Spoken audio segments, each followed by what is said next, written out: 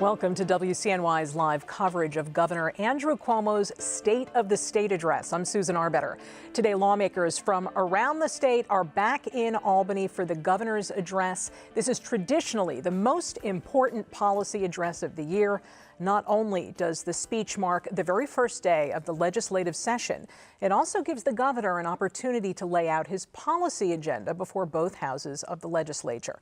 Like he has in other years, Governor Cuomo has opted to present his address in the Empire State Plaza Convention Center. The speech is expected to begin at 1:30 and last about an hour, but we're talking about Cuomo time, so everything is a little squishy. WCNY will bring you the entire address live. Prior to the speech, we have something of a pregame show for you. And joining me in the studio, we have Marie Morelli, the editorial opinion leader at Syracuse.com and the Syracuse Post-Standard. Great to see you again. Thanks, Susan. Good to be here. And we have Bill Broad, publisher and CEO of the Syracuse New-Times. It's great to meet you. Thanks for joining us. Thank you, Susan. So we know this is an election year. We know that this is the governor's last speech of his first term in office, his last State of the State address. With that in mind, let's begin with what your general expectations are, beginning with Marie Morelli. Well, I think you can expect the governor to tell us what a great job he's been doing for the past 3 years. And right out of the gate. He'll be trumpeting his, closing a deficit, enacting a tax cap, passing gay marriage. You can name a whole bunch of things, how he handled Hurricane Sandy. So he's going to tell us what a great job he's done, and then he'll probably go into what he thinks he ought to, his next year, his final year as governor before as he runs for re-election. What do you expect, Bill Broad, other than that? Yeah, I would agree with Marie. I think he's going to use the podium to pat himself on the back, but I think we should look beyond I think some of the softball things that he has done and look at some of the things that he still has to do. And that'll be the real key behind today, is to set the tone for what he thinks he can get done in the next year and beyond if he's reelected. What is your assessment of the governor's tenure so far? Just by the nature of what you just said, it doesn't sound like you're a huge fan. You know, it's funny. There are times when I find myself as a businessman agreeing with some of his policies, and I sure hope he's able to continue to contain the cost of running New York State, which I think is excessive and has made us completely non-competitive with the rest of the country. And socially, I think he's been way off the mark, although he's pandering to the constituency that he's looking for continued support from. Pandering to the constituency. Which constituency is that? It would be the liberal wing of his party. Then how do you account for his very business-oriented tax plans that he rolled out on Monday? Well, let's see the details. I think the devil will be in the details. You have to... The detail of zeroing out a tax for the income tax for corporate manufacturers is, I mean, that's pretty black and white. Absolutely. And that's an easy thing for Albany to do. But then the net is you still have to run the state government, and that money's got to come from somewhere. So this is... tax policy is kind of like a balloon theory. When you squeeze on one side, it pops out somewhere else, sometimes with unintended consequences. So that's where the detail is so important. You know, that's a great point that you make, Bill, that we are hearing the governor's tax proposals without knowing all of the facts. And it's not just us who don't know all the facts. He doesn't either. There are certain revenue assumptions that he's making. How... do you think the governor's tax plan is based in firm ground, Marie? No, I do not. And we'll have to see the budget to see where he's going to come up with a $2 billion surplus. There's quite a bit of skepticism that there is $2 billion there. It may be in future years. And so the question is, where is that money going to come from? Your assessment of the governor's tenure so far? Is it like Bill's, or do you have a more positive assessment?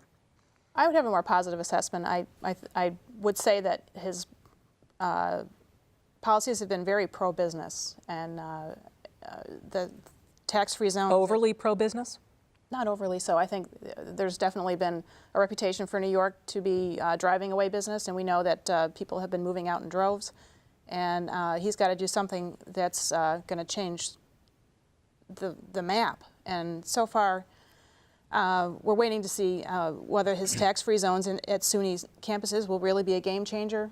Editorially, we supported it because something needs to be done to keep businesses here, attract new businesses. So I would say that on overall, his tenure has been good for business in New York. So, you know, sometimes they say politics is about perception. And although we don't have the hard numbers right now in terms of what he is planning for his tax proposals, from the outside looking in, he is trying to make New York more business friendly. Just the perception, do you think has it improved in your opinion, Bill? What people on the outside looking in think? Well, I wonder what somebody from the outside would think. You know, Marie mentioned the tax-free zones around universities, for instance. To me, that sounds a little bit like the Empire Zone issues, where businesses then remade themselves so they could become tax-free. And You think that there's going to be some, you know, wiggling of the rules? yeah, well, it has to. I mean, when you allow businesses to come onto a SUNY campus and start, and there's no, it has to be new business creation if it has any chance at all of working. If businesses just simply remake themselves, move on to a SUNY campus, employ essentially the same people or types of people, the net is you've gone actually the wrong way, because you've now frozen the income taxes those people would pay, the property taxes those businesses would pay, and you've actually gone the wrong way. So I could imagine somebody who from a state neighboring us looking at that saying, that's just another New York gimmick that doesn't really create any new business, doesn't create any new wealth. And Marie, you feel differently, obviously, because you have editorialized in a positive way. Well, we'll have to see what the regulations are, and I think that's the reason we haven't seen them yet, is that they're trying to make them tougher to The avoid devil is in the details. the Empire Zone disaster, which our Yeah. paper reported on quite extensively. We're going to talk about the business cuts more in a second, but the centerpiece of his tax proposal for human beings is this tax freeze. It's a property tax freeze for 2 years with certain caveats. It's a complicated idea, and so we have a clip that we can share with you to give you a little background. We propose a property tax credit which will freeze the residential property taxes for 2 years, okay? However, there are two important caveats in this promise. First, the locality must stay within the property tax cap. We passed a property tax cap of 2%. It's basically a voluntary cap. We want to encourage localities to stay within the cap. So we're saying if they stay within the cap, we will credit the residents of the locality for the 2% increase. Year 2 of the 2-year freeze, the locality must stay within that cap, and they must take concrete steps to reduce costs through shared services and/or consolidation. What are shared services or consolidation? You have 10,500 governments. You have surrounding governments. Get to a table, find out what costs you can share. Does everyone need to do fleet maintenance? Does everyone need to do payroll? Does everybody need to do insurance? Does everybody need to do legal affairs? Let's cooperate, let's collaborate, and find out where there are some efficiencies by not merging, not consolidating, just sharing back office functions. It requires them to get past their turf and get past their silo, but it's essential if we're going to make a difference. So Governor Cuomo has been beating the consolidation shared services drum since he was Attorney General. My question is there any proof that this saves money, Marie? Not that that's the only reason to do it. Well, there's not enough proof. And in Onondaga County and Syracuse, several departments have merged. And in fact, when they merged, the planning department they said, well, this is not really going to save any money. It's going to, down the road, maybe save developers some, extra work having to deal with 2 different departments. But their idea was to make it better services. So I think the idea that you can consolidate your way out of a hole is not going to fly. What do you think, Bill? I saw you shaking your I head. agree with Marie. I think the government should take a spoonful of his own medicine and start in Albany, because anybody who's dealt with the state government understands that the bureaucracy and the institutional negative inertia in Albany is so great that the minute you hear any department from New York State is inquiring in the least amount in your business, it sends cold shudders down every businessman's spine. And I like to think, just from a pure economic standpoint, that the idea of consolidating and sharing services makes sense, but you specifically mentioned fleet maintenance. So let's say you have 2 fleets and you bring them together, you still have essentially the same number of vehicles. You're going to need essentially the same number of mechanics to service those vehicles, assuming those departments are running optimally. What you can eliminate maybe is some management, but essentially you're not really saving a ton. So I think Maria is absolutely right on when she says you can't save your way to prosperity. Stephanie Miner made a very good point today, saying that the problem that Syracuse and other big cities have, and not so big cities, is that their pension obligations are enormous. The pension obligation in Syracuse is something like $33 million. There's no way that any sharing of services or a consolidation is going to make up for that $33 million deficit. Another issue is that this also includes school districts. And I asked my friend Dr. Rick Timms to come up with a list of defeated school mergers, and the list is pretty long. School districts, it's very difficult for school districts to merge, not because the school districts don't want to, but because it has to go to a vote, and there are some turf issues when it comes to voters. How do you get around that? It has to go to a school vote. So do you get punished because the voters don't want it? Well, that's probably I think the key thing that the state is trying to do by, when the governor talks about he's going to slash the property taxes, essentially he's going to slash the money that comes back into the communities. And so he's putting pressure on, from that standpoint, to force the municipalities to do what he wants them to do, which is consolidate, and schools will be in the same boat. And it's also not really a 2% tax cap, is it? No. Right.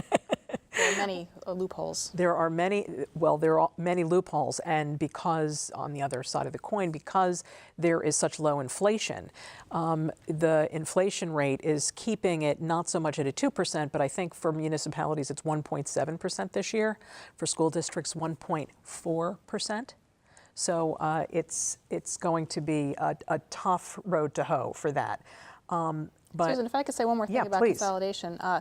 Even when it is in the voters' self-interest, they don't always go along. And we had that here in East Syracuse last year when a police merger was proposed with the town of DeWitt, which would have saved taxpayers $240 a year. And they voted it down. Yes. And then their taxes went up 22% in the village of East Syracuse. Now they're thinking about it again, but there's still quite a bit of opposition to that idea. So, do you think that this carrot stick approach might change voters' attitudes? I mean, they would be getting this windfall from the state.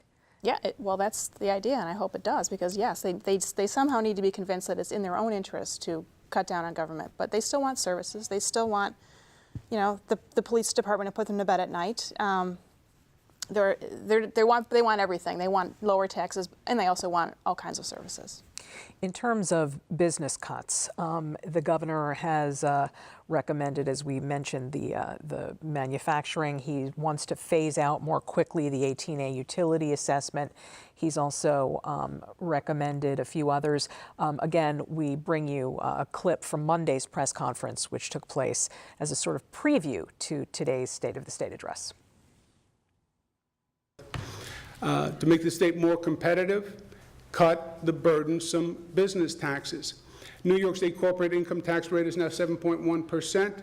The commission recommends cutting it to 6.5%, which will be the lowest rate since 1968. I think this is important. I think that businesses will get this. At a time when everything is going up in life, right? Every cost is going up.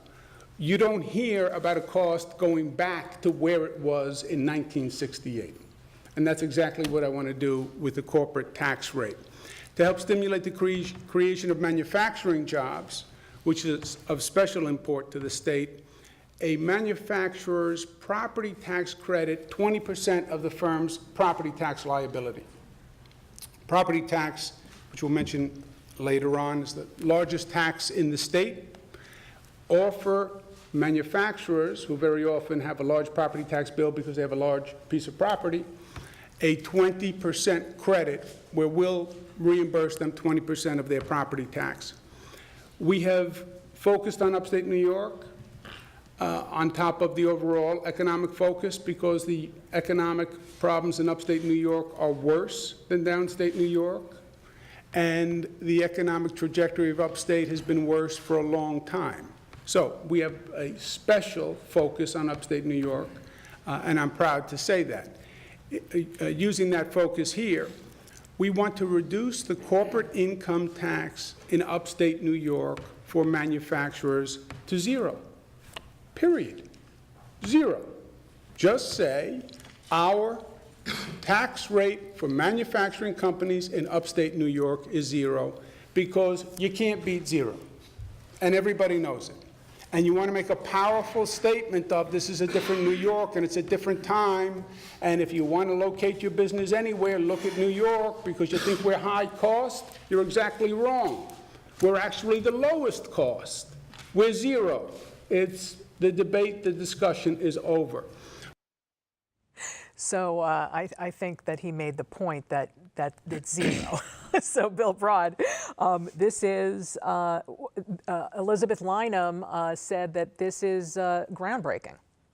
Do you think so? Well, again, the devil's in the details. Zero for how long?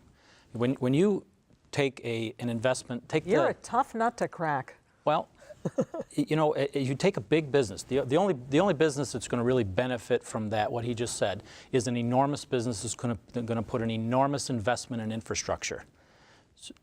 Nanotechnology center, for instance. A small business like mine, you know, to go from 7.1 to 6.5%, it's really inconsequential. There are small manufacturers in upstate.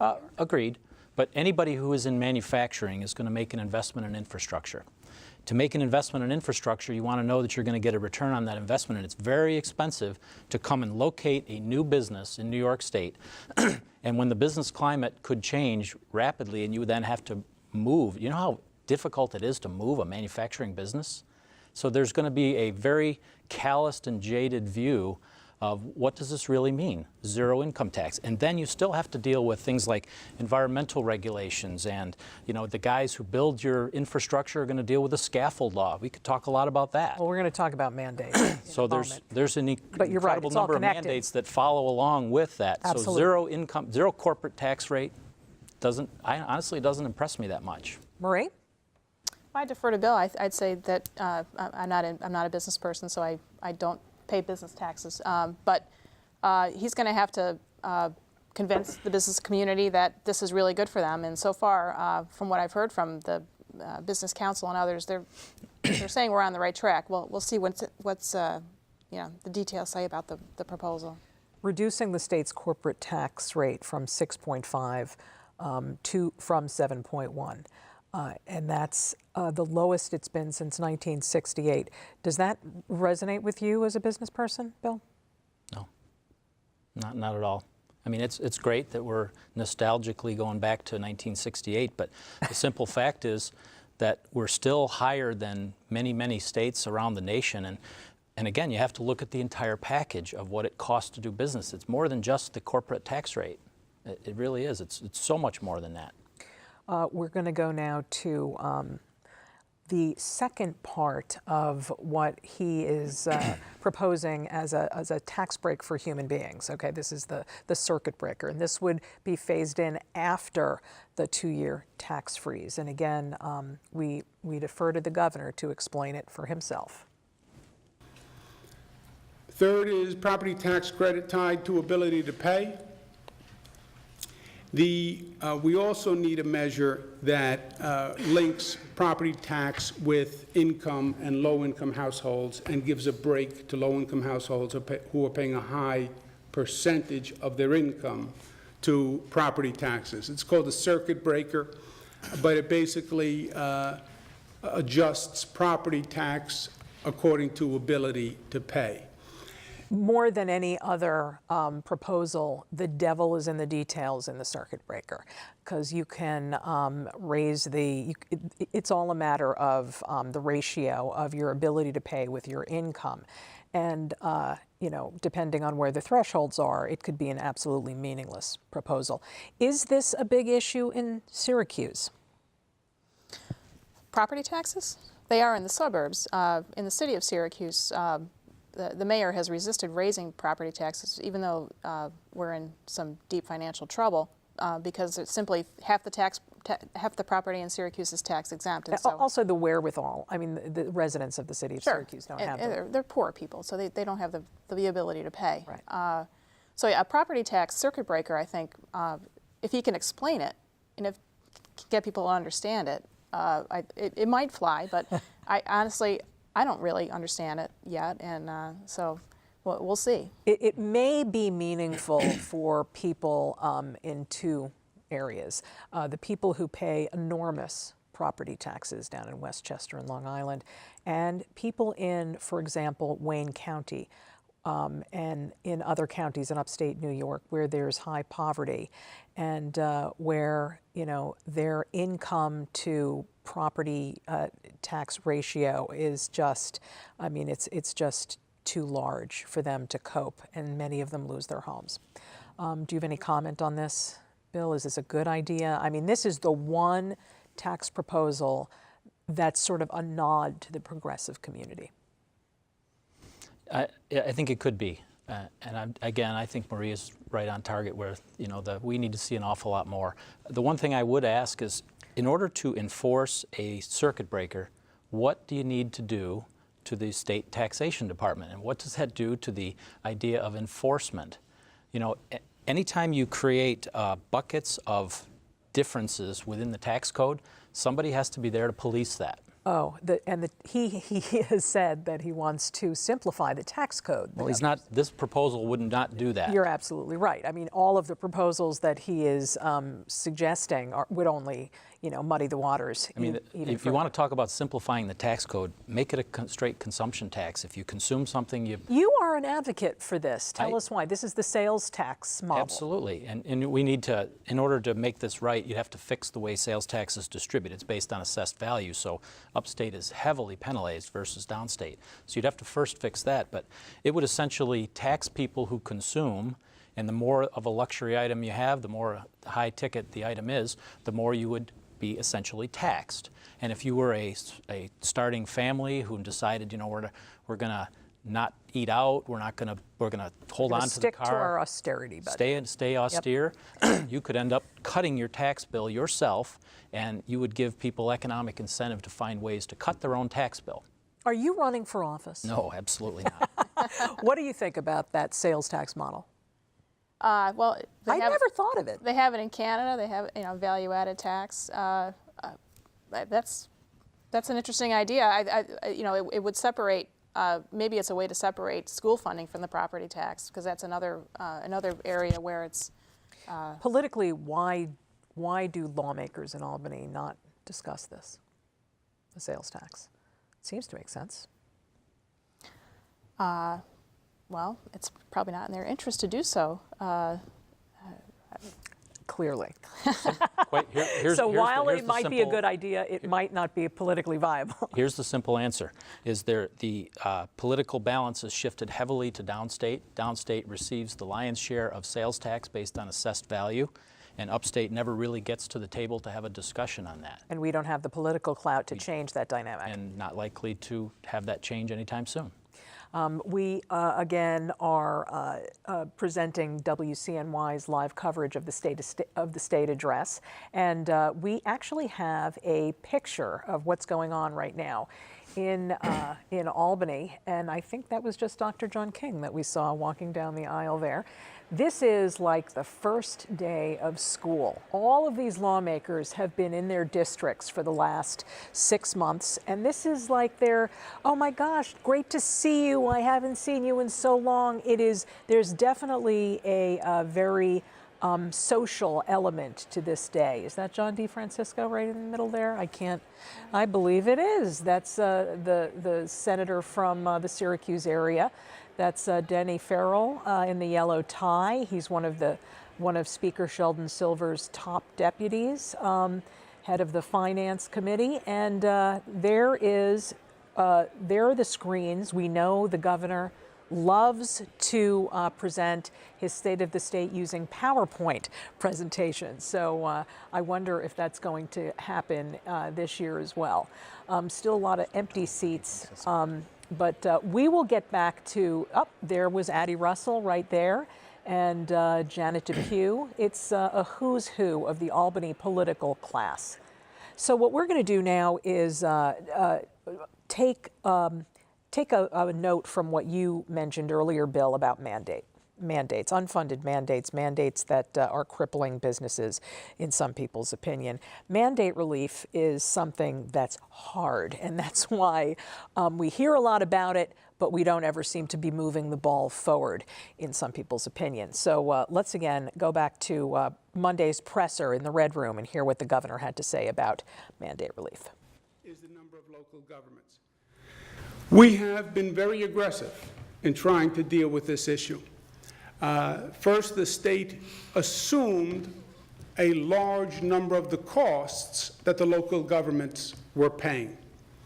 We've taken over more local costs than any state government has taken over in modern political history. About $1.2 billion over 5 years in the growth of Medicaid from local governments. We passed pension reform, which has been a major problem for governments in this state and governments all across the country. We have been unwilling to further enable or facilitate local governments that are functionally bankrupt, is the expression I use, because there are governments where the numbers just don't work, and they've been getting by year to year by cash subsidies, and they say that balances the books. It doesn't balance the books. It just pushes the problem to the next year. We've offered them financial restructuring, where they can come in. They'll meet with our financial restructuring board. We have an investment banker. We'll talk about financing options. We'll talk about consolidation options. 10,500 governments. Can you start to put them together? What's most interesting about that clip is what we don't hear. When you talk about mandates in New York, there are several that are enormous and that he didn't even refer to. Triborough would be considered a mandate. Scaffold would be considered a mandate. Wicks considered a mandate. And you didn't hear any of them. You were disappointed. Absolutely. And you mentioned that mandate is a crippling part of a tax on Some businesses. people believe that it is. I believe it is. But I would expand that from businesses to even the local municipalities. I talk to friends of mine on local school boards, and they tell me that 4% of what they are voting on the school board is already mandated to them. So they're really only looking absolutely. at 6% of the entire budget that they have some discretion. But it's hard because, that part of that they don't have any control over is like money for special ed kids. Politically, it's hard to talk about taking money away from special ed kids. It's politically difficult to say teachers, if you're, the Triborough Amendment is difficult because so many of the unions are, they hang their hat on this in order to achieve better deals for their members. And scaffold law, again, unions are very powerful in Albany. Trial lawyers. Trial lawyers as well. Exactly. Marie, any comment? We're the only state in the nation that has a scaffold law now. We are. Yes, and we editorialized last year to repeal the scaffold. I agree that there are mandates that are not going to come up in today's address, and neither the governor nor the legislature have the political will to tackle them, and that's why you hear the mayor of Syracuse complaining about deaf ears in Albany. We're going to be, the folks in Albany say that the speech is going to begin in about 6 or 7 minutes. So why don't we move on from... I have one more comment on that. Please. That the whole idea of, of mandates, that, the cost that it passes on is exactly what the governor is saying. He's trying to force local municipalities to stem. But it's very difficult when that local municipality has these forced on them, and then the tap of money that comes from Albany to pay for those mandates is then shut off. To a trickle. And the local municipality is left saying, I have no choice but to stop certain services.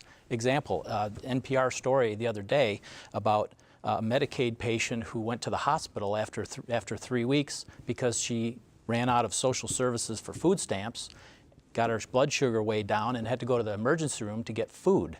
Now, again, it's that balloon theory where when you press on one side, it pops out somewhere else.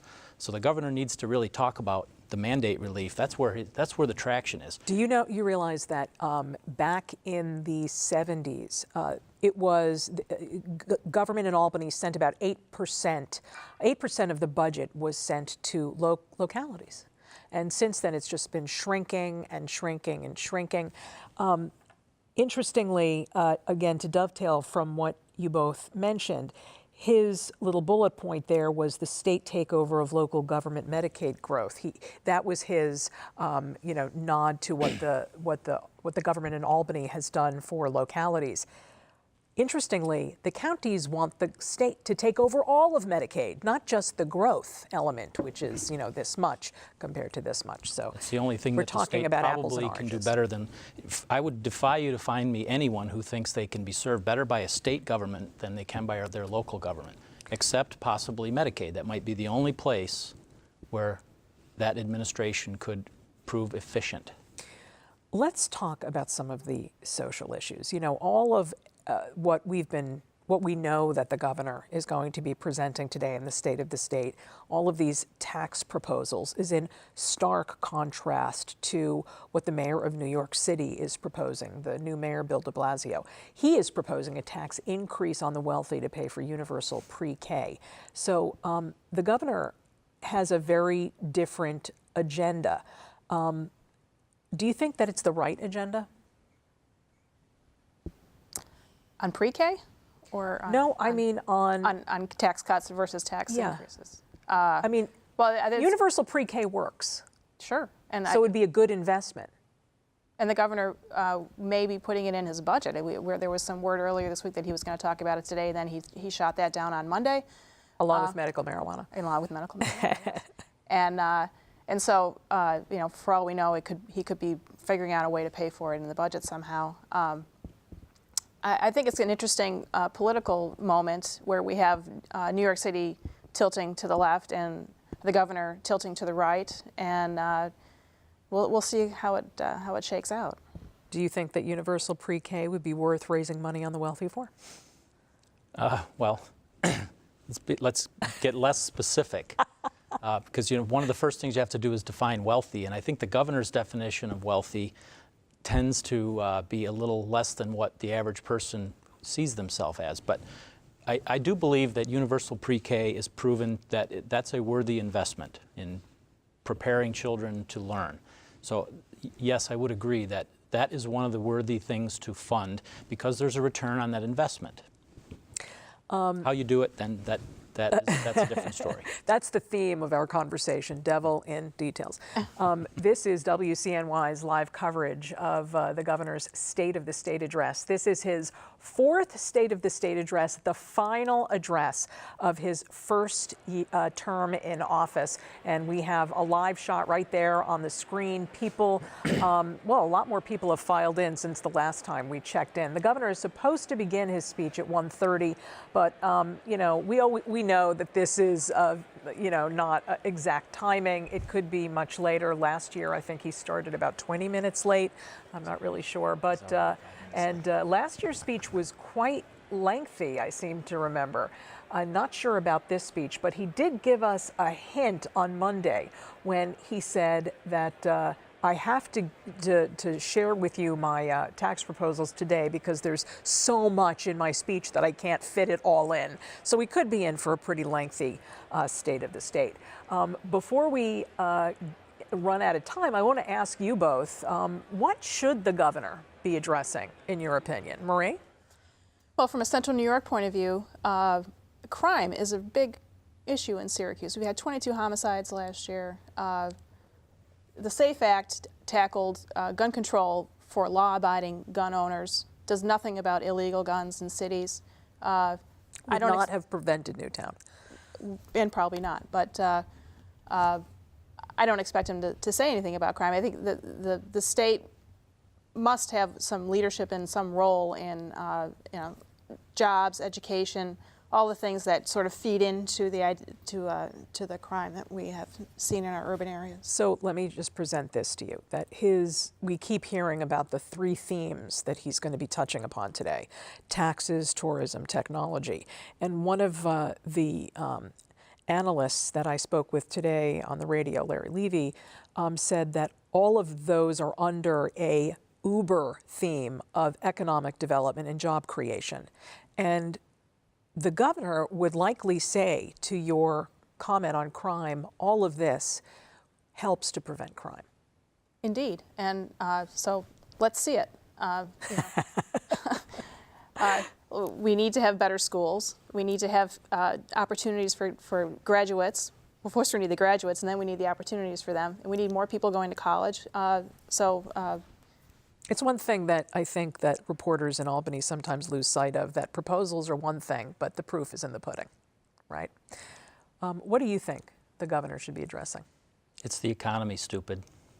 And you don't think he's doing that? I don't know. He's chipping at it in politically expedient ways, but the center of the target really is containing costs and making New York more competitive. And it's, you know, business people that I talk to don't talk about what a great business climate it is in New York State. They talk about, geez, I was out in Lake Tahoe, and it's what a wonderful place that is to locate a business, and the state taxes are zero in Nevada, and how different they recognize things are in different parts of the country when they visit. This is, I'm reading from the Business Council's statement on the governor's tax relief proposal. This is big news for the state's economy, especially upstate, as this package will provide broad-based business tax relief and support key business sectors across New York. Heather Bruschetti of the Business Council was very complimentary, as were many of the other business groups like Unshackle Upstate and the small business independent manufacturing company. So, you know, while your criticisms are well said and I mean, I understand what you're trying to say. There is a lot of people who don't agree with you, who are business people. I understand. I hope they don't take the pressure off him to continue, because this package that he's proposing, if he were to be 100% successful, is nice, but it is only a start. It is only a start to making New York more competitive. We have some action, I think, on stage at the Empire State Plaza. This is Lieutenant Governor John Duffy. Not John Duffy, Robert Duffy, excuse me. He is introducing the panel. Why don't we just check in with them for a minute. Leader of the New York State Assembly, the Honorable Brian Cole.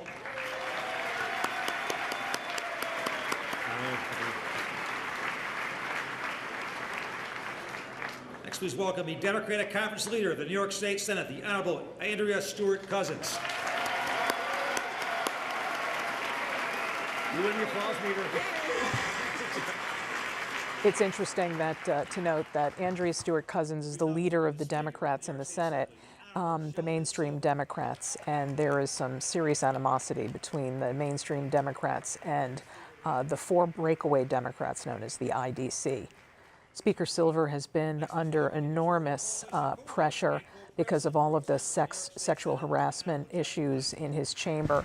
He has come out swinging, though, in this session with some comments on implementing the minimum wage more quickly than the governor had intended, and also questioning and saying that the Common Core needs to be reevaluated. Dean Skelos and Jeff Klein, who you just saw, are united as the coalition leading the state Senate, and then here is the governor.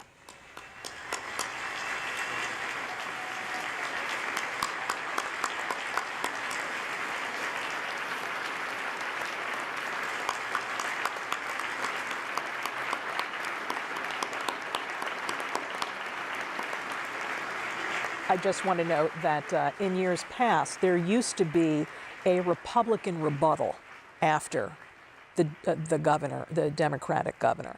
You know, this was during, or a Democratic rebuttal if the governor was Republican. That's a thing of the past.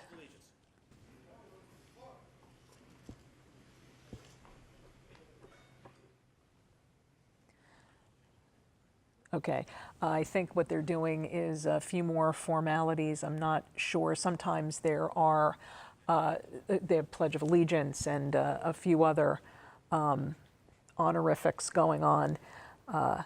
It's a packed crowd, as you can see. Have you ever been, Marie? I have not been, but I've watched quite a few. Some of the people who I spoke with on the radio, like Larry Levy, this is, you know, their 25th State of the State. And to the republic for which it stands, one nation, under God, indivisible, with liberty and justice for all.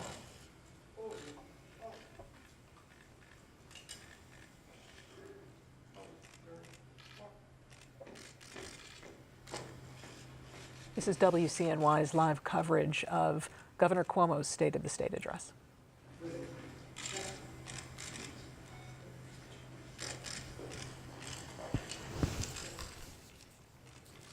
Thank you. Please take your seats.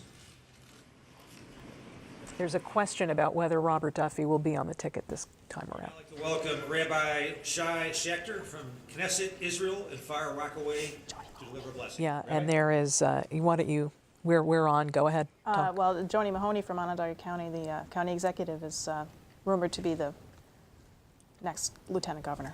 What do you think? Would she make a good lieutenant governor? I think she probably would. Absolutely. Do you think it will bring, could she bring home the bacon to central New York? Do you think that, I mean, the role of lieutenant governor is such a difficult one. You really have to walk that fine line. And here with the governor, Governor Cuomo, he's such an alpha. It might be difficult to be the secundo when you have been, you know, the primo for so long, if you know what I mean. I don't think that Joni Mahoney will have a problem with that, but, you know, it's still going to be an effort, I would think. Well, she might be able to define that role a little better than Others it have? has been defined. A lieutenant governor, kind of like the vice president, you know, just kind of sitting in the background waiting for something to For happen. something, right, exactly. Something. You know, I think a great role for a lieutenant governor or a vice president is to tackle individual projects. So we go back again to mandate relief, talk about things like the Moreland Commission, the scaffold law that you talked about. Those would be terrific things for a lieutenant governor to chair and tackle. Yeah. I'm just thinking about Stan Lundeen, the long-suffering lieutenant governor under Mario Cuomo, who actually came into his own after Mario Cuomo was defeated. And he was on Governor Cuomo's consolidation commission for a while, I believe.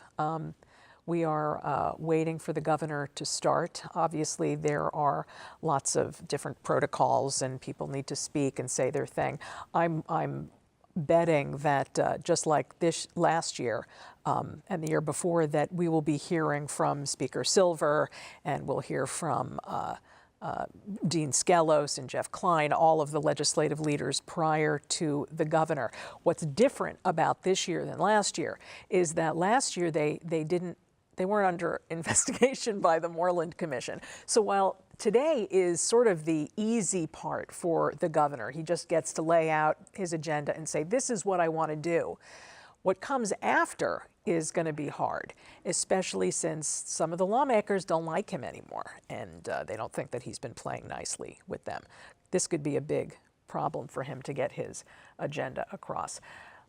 We are still hearing the invocation. So, you know, you mentioned about what the governor should be addressing, in your opinion, Bill. You mentioned some things, but you didn't say anything about the SAFE Act.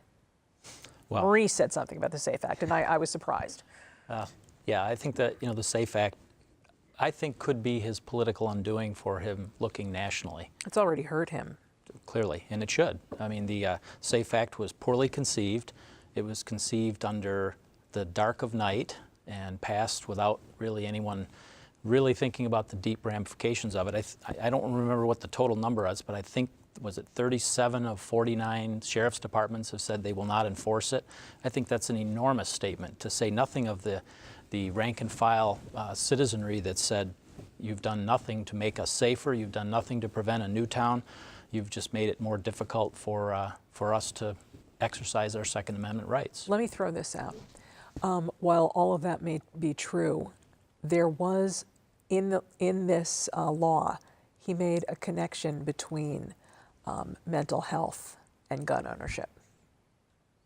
Is that a step in the right direction? Possibly, but you know, in almost every one of these high-profile gun deaths, shootouts, mental health has been an issue. But who's qualified in the gun purchasing process to say whether you are mentally stable? You know, I think that again, there's so many connections to different organizations, and you know, would you take a student who has some attention deficit issues when they're in school, who now is documented that they've taken medication for attention deficit, 20 years later when they're a productive citizen now, saying, well, you took medicine when you were in 8th grade, does that disqualify them from gun ownership? I think, you know, you're really treading on some very, very thin ice there.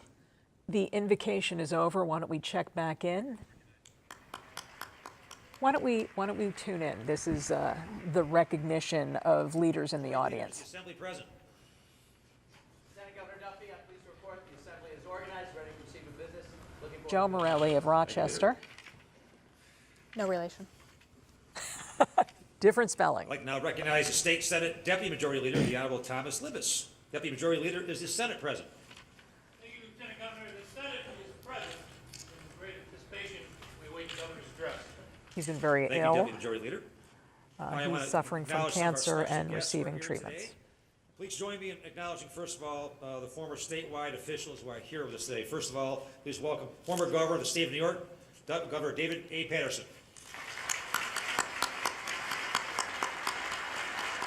It's always nice to see former governors in the audience. Next, please welcome the former Controller of the State of New York, the Honorable H. Carl McCall. McCall also on the both of the governor's tax commissions. Today, we're also honored to be joined by the U.S. Secretary of Housing and Urban Development, Secretary Sean Donovan. The position Andrew Cuomo used to hold in the Clinton administration. I'd also like to welcome all the local officials from across the state that took time to join us here today. We have some new members to our ranks. I would like to extend a warm welcome to 4 of our newly elected mayors across the state, starting out west. From my hometown, Mayor Lovely Warren of the City of Rochester.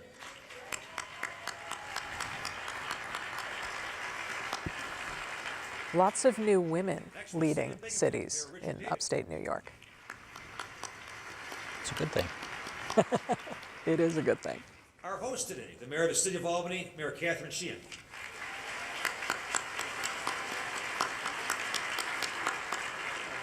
And last but not least, the Mayor of the City of New York, Mayor Bill de Blasio. The tallest mayor. The tallest man? tell us We mayor. also are very proud to have 4 of our newly elected county executives today. County Executive Edwin Day of Rockland County.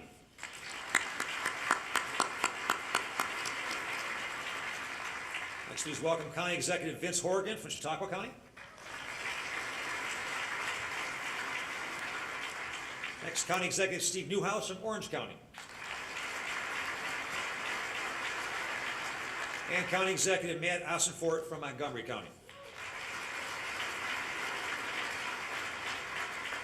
It gives me great pleasure to recognize members of the governor's family who have joined us today. First, Mariah Kennedy Cuomo.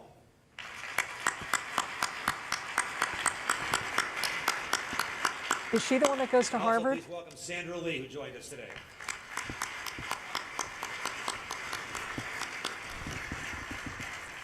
Finally, I'm very pleased to welcome the citizens of our state who came to join us today from all 4 corners of New York State to listen to Governor Cuomo's 4th State of the State address. I want to thank you all for attending, for taking the time to come here, and those of you that faced very tough weather conditions, we especially thank you. And today up on the stage, we have flags from all of the state's 62 counties representing all of you.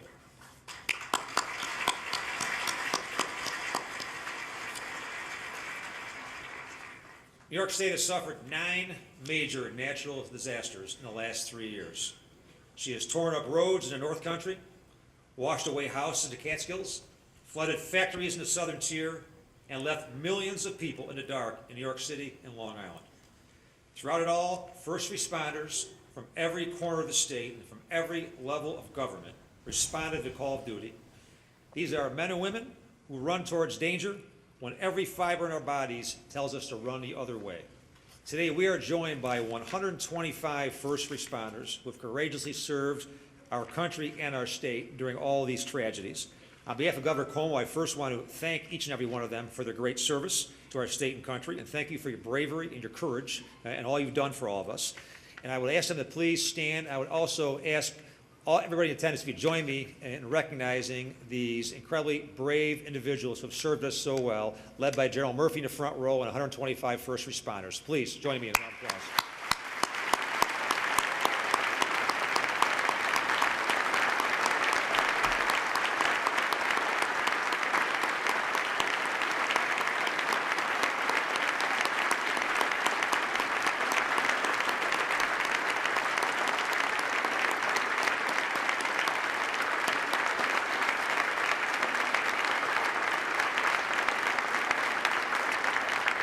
Thank you all for your service. You make New York State very, very proud. Thank you. I'm now pleased to introduce Abby Albright, a 5th grade math teacher from the Cortland and Large City School District and one of our master teachers. Abby?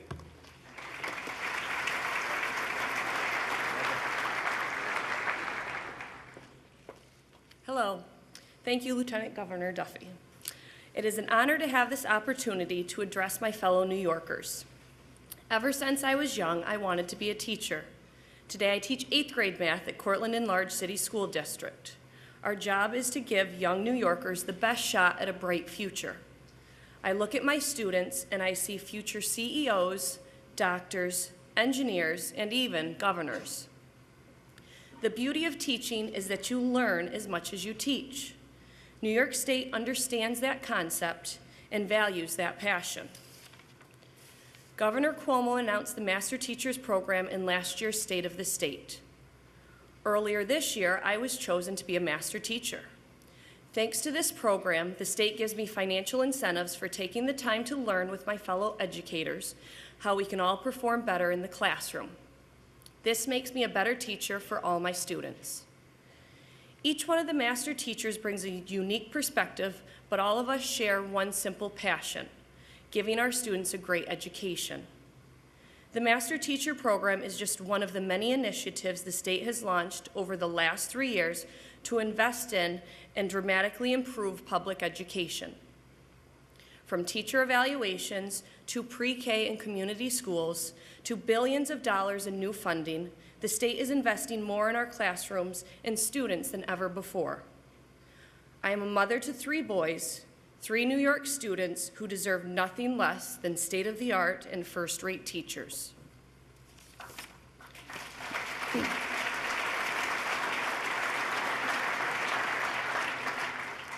I can already see the change in their classroom and mine, and there is no doubt that all New York students will reap the benefits of teachers who are more engaged and better equipped. That is how we prepare the next generation of global citizens right here in New York. Thank you.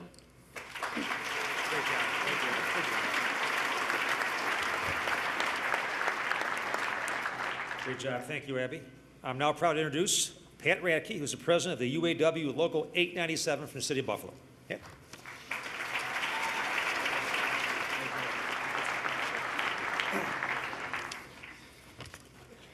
Thank you, Lieutenant Governor Duffy. It is an honor for the UAW, my membership, and myself to be here today. I have lived in New York and worked in New York for 43 years. I'm the proud president of UAW Local 897 in Hamburg. My family resides in Western New York. I raise my children along with my wife in Western New York. I love you, dear.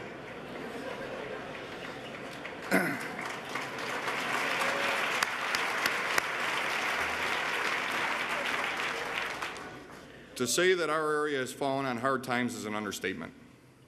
For years, I watched as my friends lost their jobs and struggled to pay their bills.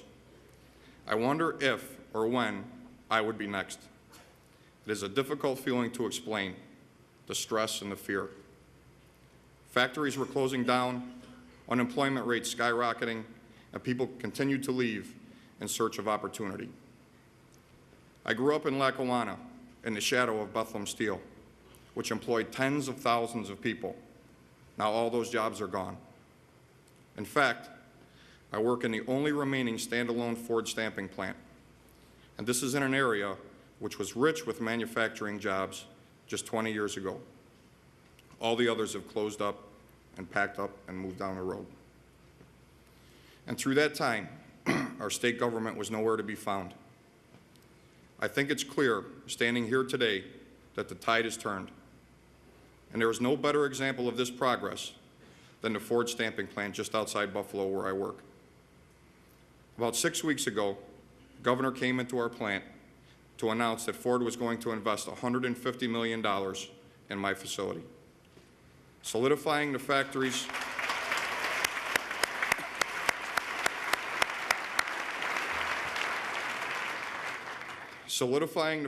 long-term presence in the region and creating and retaining 990 full-time, good-paying, permanent jobs in our community. Governor Cuomo was there, supporting the men and women in organized labor, standing up for our region once again. On the day that the governor came to our plant, 990 families were giving something you can't put a price tag on, and that is peace of mind. The Ford investment is just the latest surge of companies relocating to Western New York.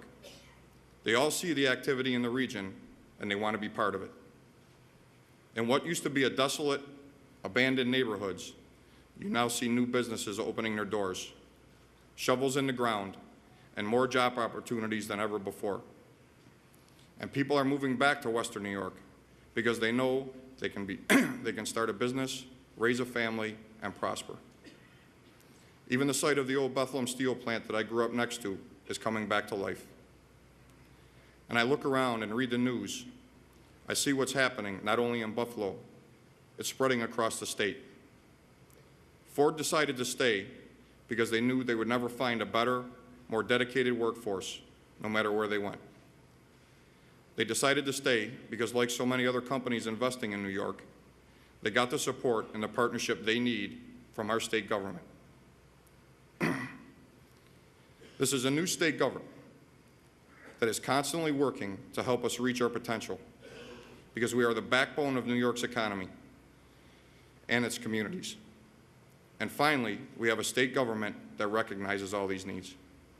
So it is my honor and privilege to introduce the man who has transformed our state government, the governor of the great state of New York, the greatest state in the Union, Mr. Andrew Cuomo.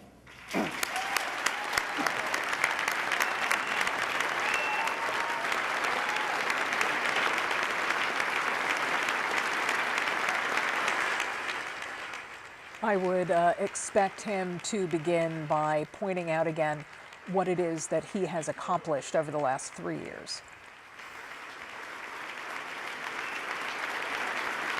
Thank you. Thank you. Thank you very much, and Happy New Year to all of you. First, let's start by giving Pat a big round of applause for coming up and sharing his story.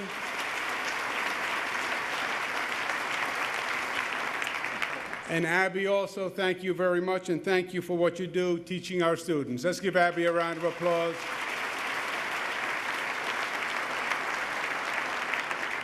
To the great master of ceremonies for today, an outstanding lieutenant governor, a great public servant. He's been all over the state for 3 years. Nobody works harder or better than Lieutenant Governor Bob Duffy. Let's give him a round of applause.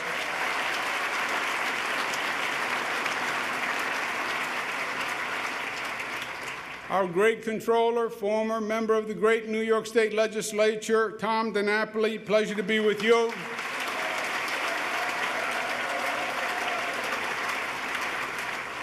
Attorney General Eric Schneiderman, who's doing a fantastic job for the state of New York. Pleasure to be with you, General.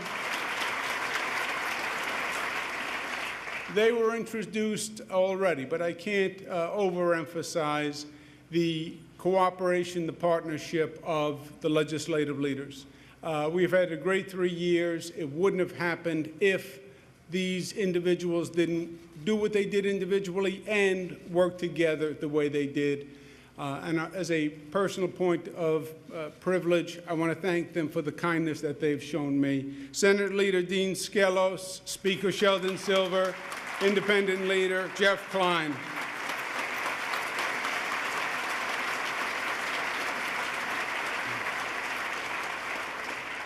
We're also pleased to be joined by Assembly Minority Leader Brian Kolb and Senate Minority Leader Senator Andrea Stewart-Cousins. Pleasure to be with you.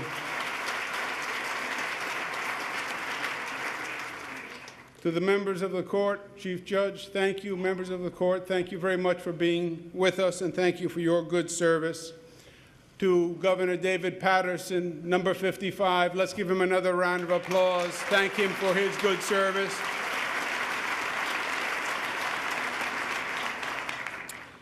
And again, Happy New Year to all of you. I think it's a year that is going to be a banner year for the state of New York, and that's what I'd like to speak to you about today, where we go in 2014. But there's an old saying that you don't really know where you're going until you know where you've been. And we should start this year with a look back when we first joined in this hall 3 years ago. The state of New York was in trouble. The New York State government was literally a joke at that time on late-night TV.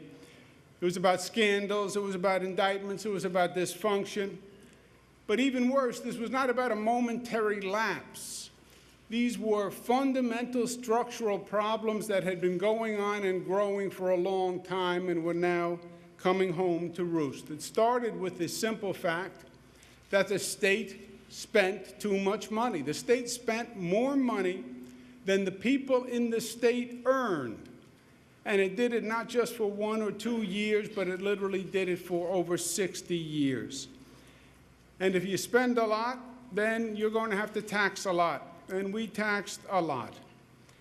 And as a result, our taxes had become the highest in the nation. And we were paying a price for the high taxes.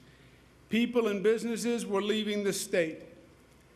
On top of that, for decades, Albany had become a poster child for gridlock. Long before Washington, D.C. put gridlock on the front pages, the story in Albany was gridlock. And it always happened at the time of the budget. Why? Because that's where the money is. And it was late. Over a 30-year period, 23 years, we had a late budget. Average late budget, 50 days. New York State had lost its way. We were spending more money, and we were actually getting less results for the people who we were supposed to be serving in the first place. because the government had become more concerned with special interests and with their contributions than the people and their problems. And these governmental failures were not in an abstract, it wasn't just in a government course. They had real negative effects, and the people of the state were suffering. 852,000 people unemployed, the largest number since the Great Depression. Property taxes the highest in the country. Upstate New York was in free fall. We were on the precipice of an abyss. The state's future was hanging in the balance, literally. And the cynics and the naysayers said that we were too far gone, and there was no way we were going to turn the ship of state around. But we knew that fortune favors the bold, and that New Yorkers, if anyone, know how to beat the odds. And we set our sights high. We said we were going to restore economic opportunity to the state of New York. We said we were going to replace dysfunction with results, that we were going to put people before politics, and we were going to reestablish New York as the progressive leader of the nation once again. We stopped talking and we started doing. And in 3 years, my friends, you have reversed decades of decline and made dramatic and undeniable progress. For the first time in modern political history,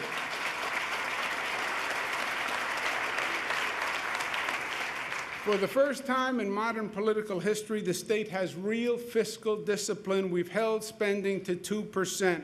For the first time in 40 years, spending is below the rate of inflation and below the rate of growth of personal income. And because we spent less, we could tax less, and we did. Every New Yorker pays less income taxes today than the day they did 3 years ago when we started this journey.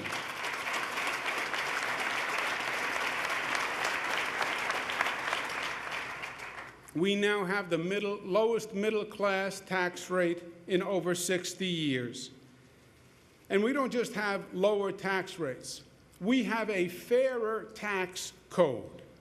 We went from a flat tax in the state of New York, where everyone paid the same income rate, regardless of how much income they earned, to a graduated rate, which is much more fair for the people of the state.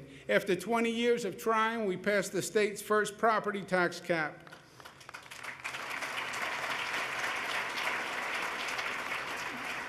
And for the first time in 30 years, we broke the gridlock that had plagued Albany, and we passed 3 on-time budgets in a row.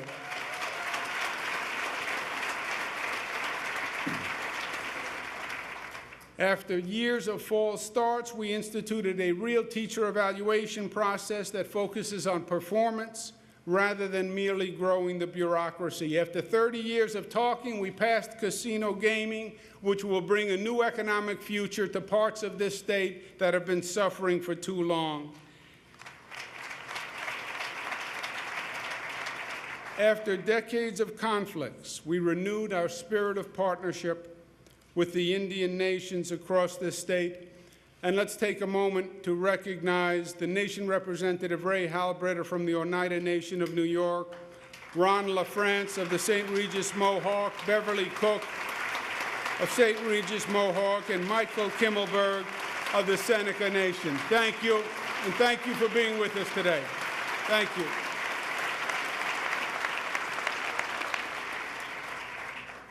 We said we would make New York safer, and we did. We passed common sense gun reform with the New York SAFE Act. We established an all crimes DNA database. We enacted tough new texting while driving laws. We said we would make New York healthier, and we did. We provided health insurance to more than 265,000 New Yorkers through our health exchange, and it worked well. We said we would make New York cleaner, and we did, opening a $1 billion green bank, adding more money to the Environmental Protection Fund. We said we'd make New York smarter, and we did. We expanded full-day pre-K, incentivized performance through master teachers, and launched SUNY and CUNY 2020. We said we would make New York fairer, and we did.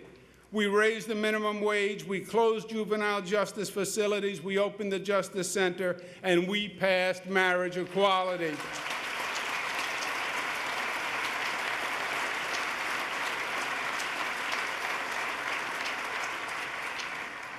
The proof is in the pudding, and the arrows are pointing up. We've added 380,000 new private sector jobs since 2010. New York is now ranked number 2 in the nation in number of jobs created since the recession. And today, as we sit here, we have more private sector jobs in the state of New York than ever before in the history of the state of New York.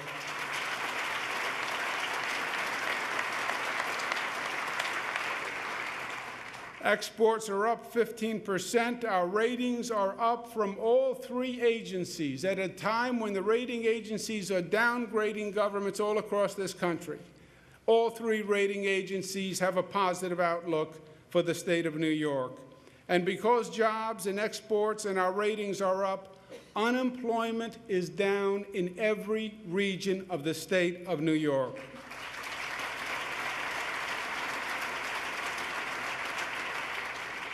We have given New Yorkers a government that costs less, taxes less, and actually does more for the people who are in need. The progress is not just in the numbers. You can feel it in every region in our state. In the lower Hudson, they'll talk about the new New York Bridge that is rising after 20 years of talking. In Utica, they'll talk to you about the new future of nanotechnology. Even the 2 regions of the state that needed the most help 3 years ago, Western New York and the North Country, they are different places in just 3 years. Western New York is in the midst of an exciting transition. The Republic Steel plant that closed in 1984, which was the symbol of the low point of Buffalo, today is the same site where Riverbend is rising, a new R&D clean energy plant that's going to provide hundreds of jobs in Buffalo.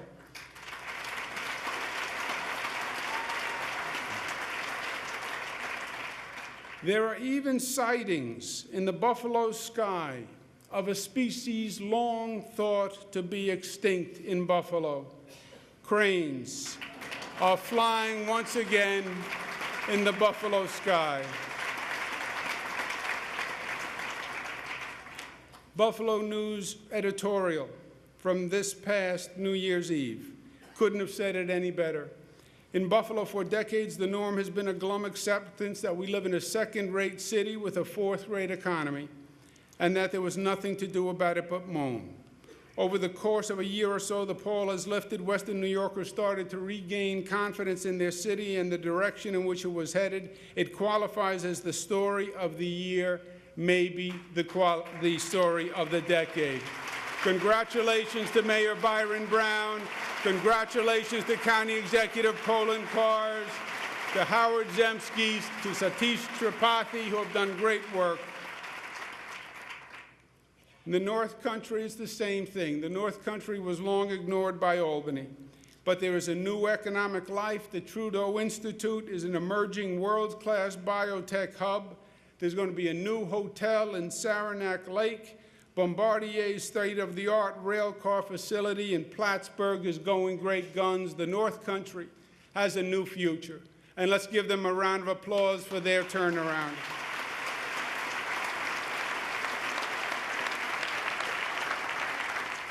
Three years ago, the Capitol was literally and figuratively crumbling.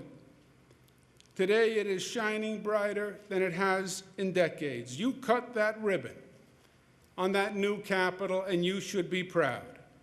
We did what we said we would do.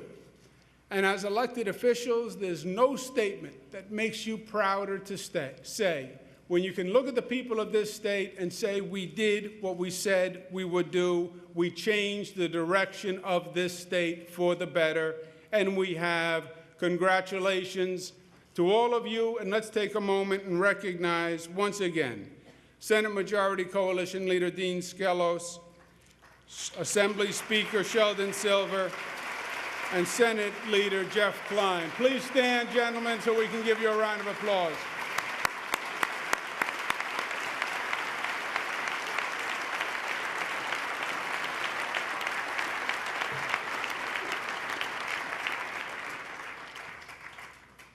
Now, we have much more to do, but we are energized by a new strength, a new pride, and a new confidence. And let us build on that record of success. For New York State, job one is jobs. Our statewide job growth strategy starts with a top-down reducing tax theory.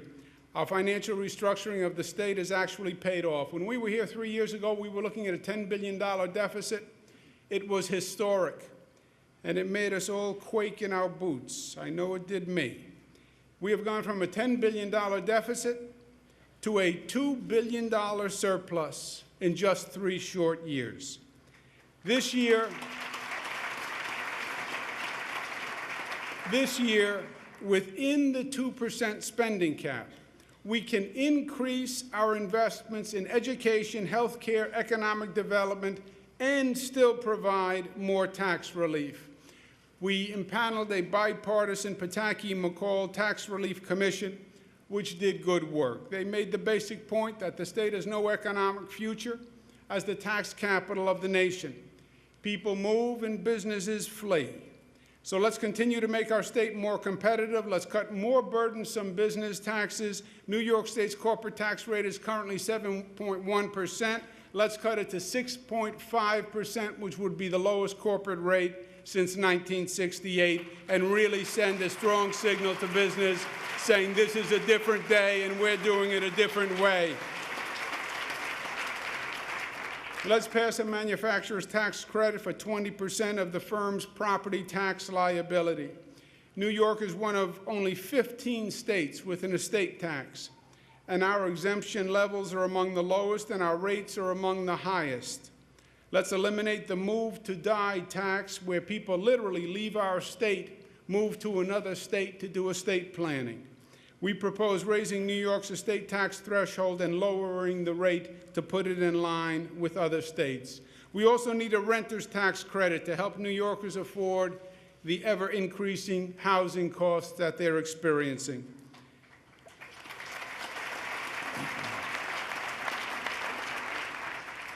And a circuit breaker, which is a property tax credit to help low and middle-income New Yorkers based on their ability to pay.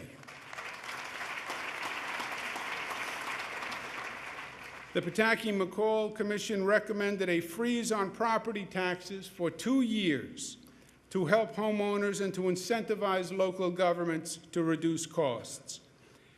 A property tax freeze, but only if 2 important conditions.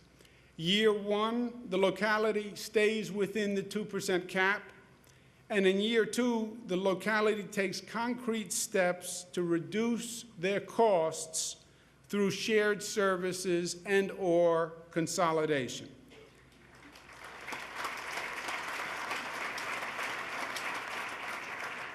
Because while we're reducing taxes, my friends, we also have to tackle a major structural problem, which is the proliferation and expense of local governments. The main tax burden in New York State is not the income tax. It is the property tax. We raise about $40 billion per year from the income tax. We raise $50 billion from the property tax. And that is the tax that you'll hear New Yorkers complaining about from one end of this state to the other. As a matter of fact, no matter how you look at it, New Yorkers don't just pay a high property tax, they pay the highest property tax in the United States of America. Literally, the highest property tax in the country is in Westchester County, in absolute dollars. When you look at by percentage of home value, the highest costs are in upstate New York, literally in the country. So why are our property taxes so high? Because we have too many local governments, and we've had them for too long. 10,500 local governments.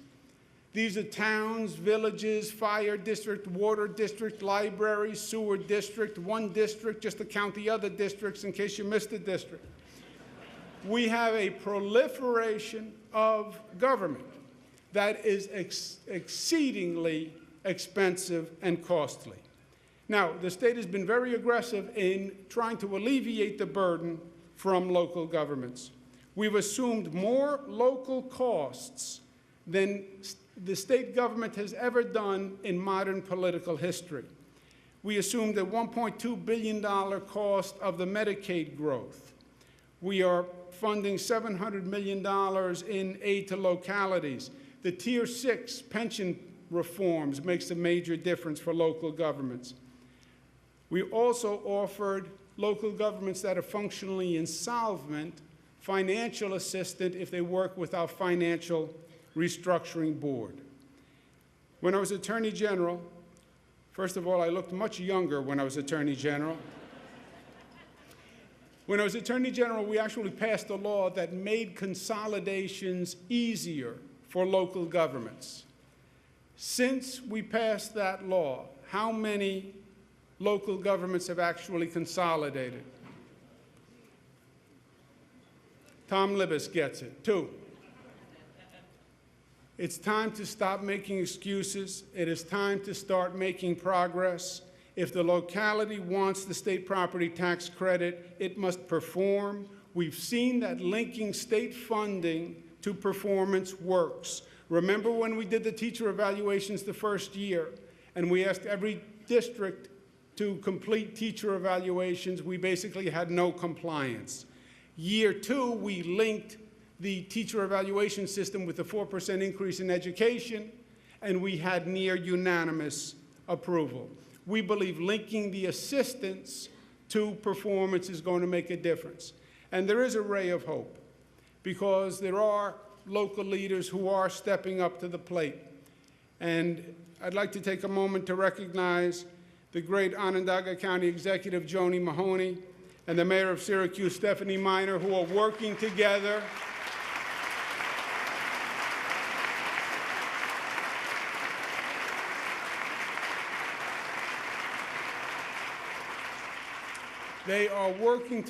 to see if they can achieve consolidation and shared services between Onondaga County and the city of Syracuse. We wish them well, and we hope other leaders follow their example, because that's exactly the right course. Thank you very much, County Executive, and thank you, Mayor.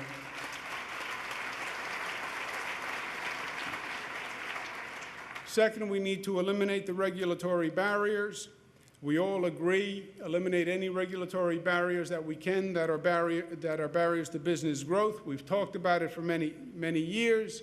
The Senate has held hearings. The Assembly has held hearings. Let's join together, create a joint commission, do it together, and let's pledge to stop talking about it and actually get it done this session. Drop the regulatory barriers that are stopping businesses from growing in this state.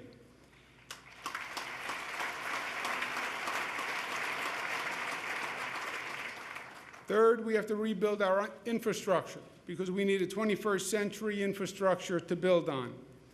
Our airports are the gateways to New York for nearly 50 million people each year. Vice President Biden was here yesterday talking about how countries all around the globe are developing their airports with sophistication and hospitality suites. Even our nation is doing a good job overall in updating its airports and upgrading its airports. Unfortunately, the state of New York has fallen behind. LaGuardia Airport is ranked as the worst airport in America, believe it or not. That is a disgrace, my friends, and it is unacceptable, and it's going to change. We need to modernize JFK and LaGuardia. We've talked about it for too long.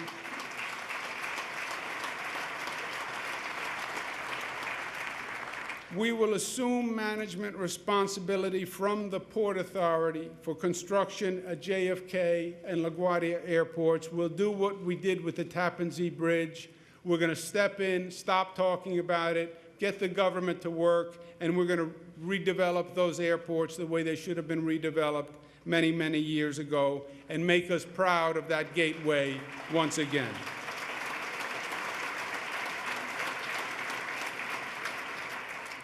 We must expedite the building of our energy superhighway. We still have a problem getting low-cost, excess clean, renewable power downstate from upstate, which is costing ratepayers $600 million a year. It can take up to 2 years, believe it or not, to get a new transmission project approved. And some of the proposed projects are causing concerns by expanding into local communities. Let's incentivize smart projects that locate within state-owned or existing transmission right-of-ways so they're not interfering or spreading into local communities. And let's offer those smart projects an expedited approval process that will cut the time from 2 years to 10 months if they do it smart. It's a win-win for upstate, which needs the economic growth, and it's ratepayer savings for downstate New York.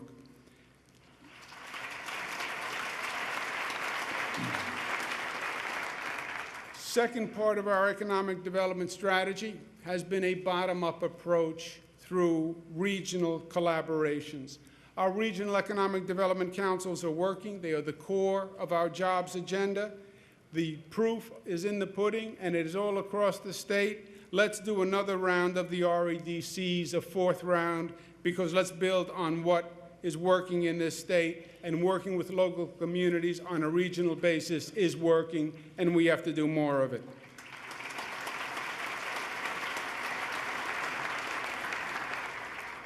Last year, we launched Startup New York. There's nothing like it in this country. It makes New York the least expensive place in the United States to locate a business. It took our reputation of high taxes and anti-business and flipped it 180 degrees with passing just one program. Businesses nationwide are already expressing interest in Startup New York. We want to take it to the next step, and let's start to globally market Startup New York, because I believe we can literally have companies coming from overseas to this state because of the Startup New York program, and if we market it, that will happen. We want to hold an international conference at the Javits Center to introduce executives from overseas to the Startup New York and all the assets and beauty that this state has to offer. I also want to recognize at this time Mr. John Mack, who's the former CEO and chairman of the board at Morgan Stanley. He is a great financial mind. He's a leader in the business community, and John Mack has been generous in volunteering to help the state on financial matters writ large, but also to help market the Startup New York program, and his credibility is a tremendous asset when we're marketing New York and we're marketing Startup New York. Let's give him another round of applause, Mr. John Mack. Thank you very much. 3 years ago, we said we would focus on upstate New York. Why? Because the upstate economy lags not just the New York City economy, not just the rest of New York State, but it lags nationwide. Literally, over a 10-year period, when the nation was growing 9%, upstate New York was growing at just about half the rate of the country. And this is a problem, frankly, my friends, that we ignored for too long. And upstate New York then entered a downward cycle where they lost economic power, which caused a depopulation of the area, which caused the loss of political power, which caused the loss of governmental help, which then caused more economic power to be lost. And upstate New York has been in that cycle. Not for 1 year, not for 2 years, for 10, 20, 30 years.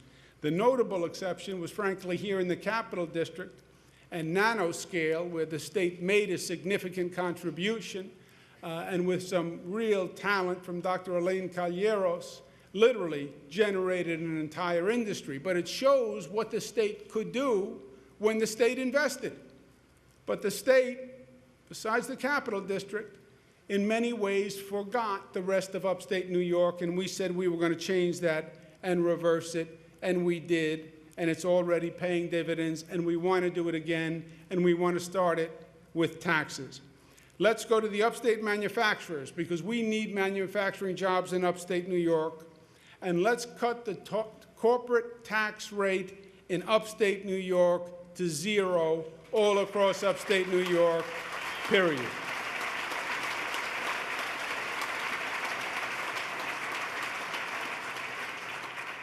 Why? Because you can't beat 0, my friends, and it is a competition.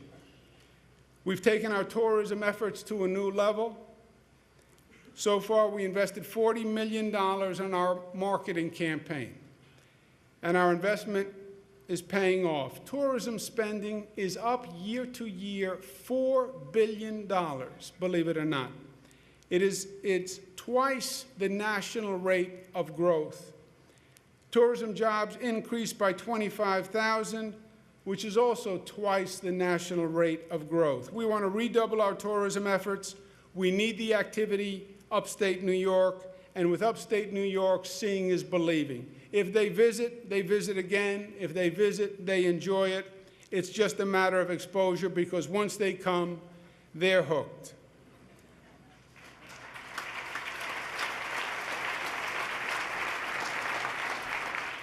We propose one-stop shop licensing, a New York State adventure license to help promote tourism, where you can go to one portal, you go to the Department of Motor Vehicles, and you can apply for all your licenses, and they'll be literally presented on your Department of Motor Vehicle license, rather than having to deal with a lot of agencies and carry a lot of paper.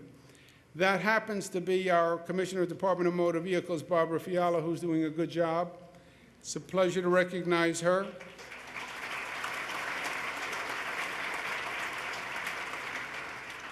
I did not know that Barbara was a trapper and a muzzle loader, however, but even better. Let's give her another round of applause, because she's a trapper and a muzzle loader.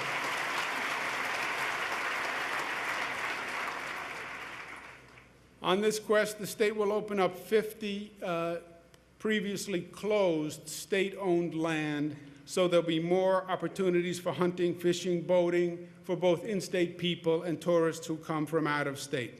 We're going to launch a whole new signage campaign on our roads, promoting the assets of New York, organized into 3 campaigns: the Path Through History campaign, the I Love New York attraction campaign, and the Taste of New York food and beverages. You'll see these signs on the roads literally over the next few days. And these campaigns link online to all those attractions in that particular area, all along the thruway and all along major routes. The goal is to get people who are on the roads, off the roads, into communities, and fostering and promoting the economy of the state of New York. Last year, I invited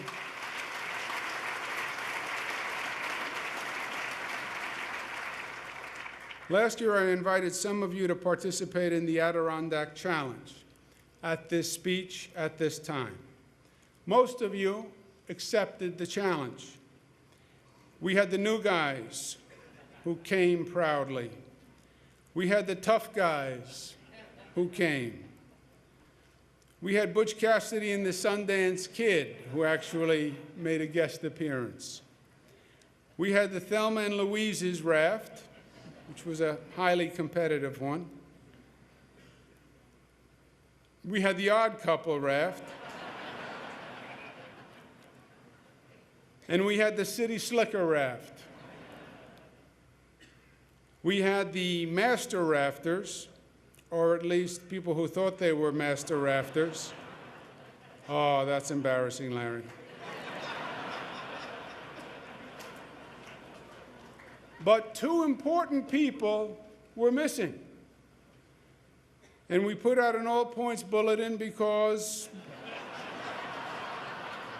we were very concerned when they weren't there. We expected them to be there. We were hoping that they would be there. We were sure they were there.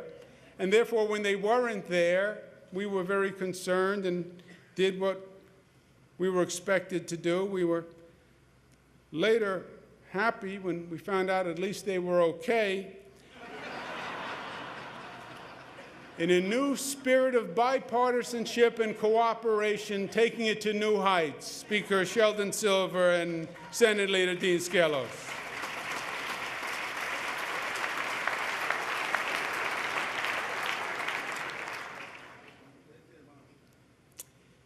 Since we know that something pressing must have come up because they would never just on a random fluke miss a pressing competition, we are giving them a second chance and a second challenge this year. It's the 2014 Bassmaster Classic. It's the Governor's Challenge. It's August 21st. It'll be held on Owasco Lake. I once again hope that Dean Skelos and Sheldon Silver and Jeff Klein are there for the competition. It will be all in good sport, but I hope they're there. You're all invited, and we'll have some fun, and we'll promote some tourism. I'll see you there.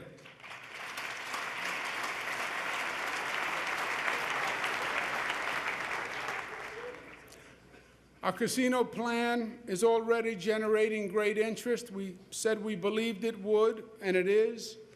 Our challenge now is to make casinos a reality, make it happen fast, and make it happen correctly. Our current plan is March 2014 for the RFP to go out. Bids come back in June, and we hope to make the selections in early fall. The casinos are going to be run by the Gaming Commission, and the chairman of the Gaming Commission, which is an appointment by me, is going to be Mr. Mark Guerin, who is the president of Hobart and William Smith Colleges. He is a great academic. He's former director of the Peace Corps. He's a model of civic engagement. He's done a great job at the university, and it's a pleasure to have him, and we thank him for taking the time to take on this important obligation. Mr. Mark Guerin, thank you very much.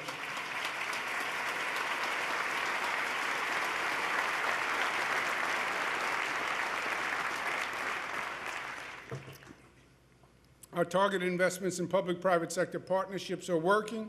We want to keep the momentum going with a second round of the Yogurt Summit, the Regional Beer, Wine, and Spirits Summit, the Tourism Summit, the Path Through History Summit. We want to add this year a summit, agricultural summit, to help connect upstate producers to downstate consumers. I believe there's a very interesting market that could be developed, and we want to do our best. The Buffalo Billion is working. It really is working better than I think anyone could have anticipated. We want to take the next step and locate the Genomic Medicine Center in Western New York. The genomic medicine is the next frontier in modern medicine, and we believe we can lead the way. We want to create a genomic medicine network partnership among UB and the Medical Corridor, CNSE, IT, the New York City Genome Center. It's creating hundreds of jobs and an entirely new industry for Western New York. So let's get at it.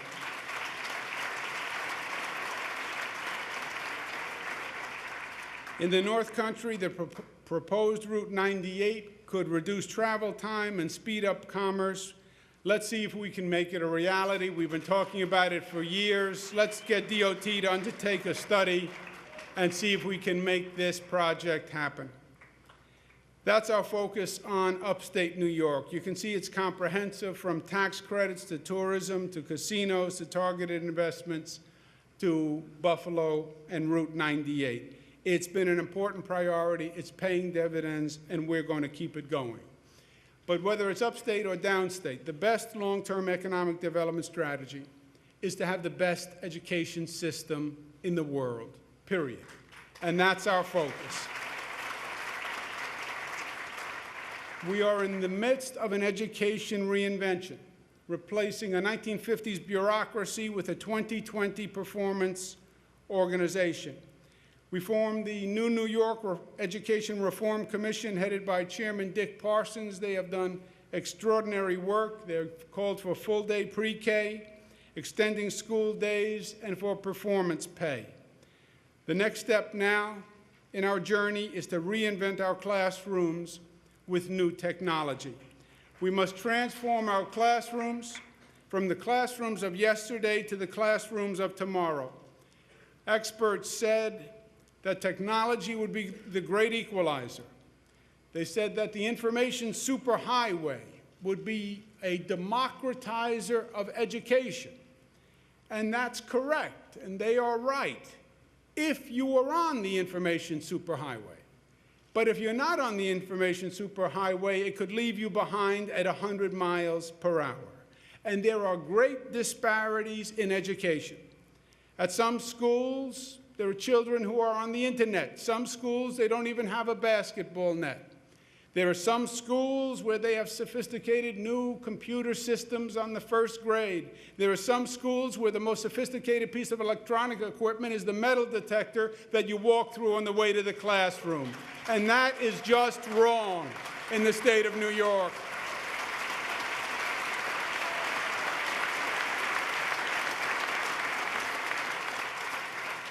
We can do better, we must do better, we will do better. Let's invest in the future. Let's reimagine our classrooms for the next generation. Let's have the smartest classrooms in the nation because our children deserve nothing less than the best.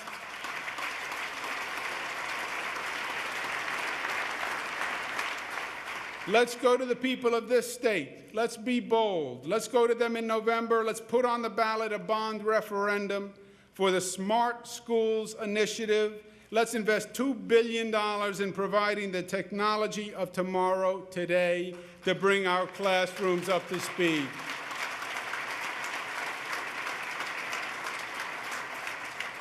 What does new technology mean? It means every child learns at his or her own pace. Students get the skills they need to succeed in the 21st century economy.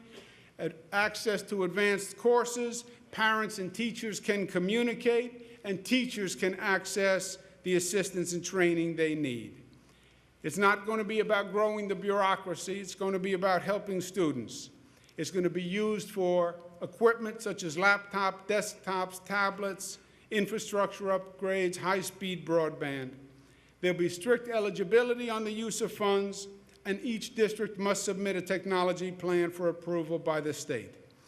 And while we remake our classrooms for tomorrow, we must get young minds engaged as early as possible. In 2013, in the State of the State, we called for expanded full-day pre-K.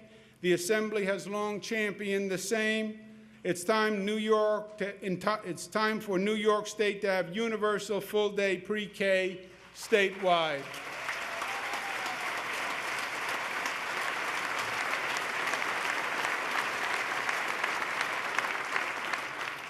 Quality teachers are the backbone of our education system. And let's recognize and thank Master Teacher A.B. Albright, who did the introduction, for her introduction today and for being here. Thank you again, A.B.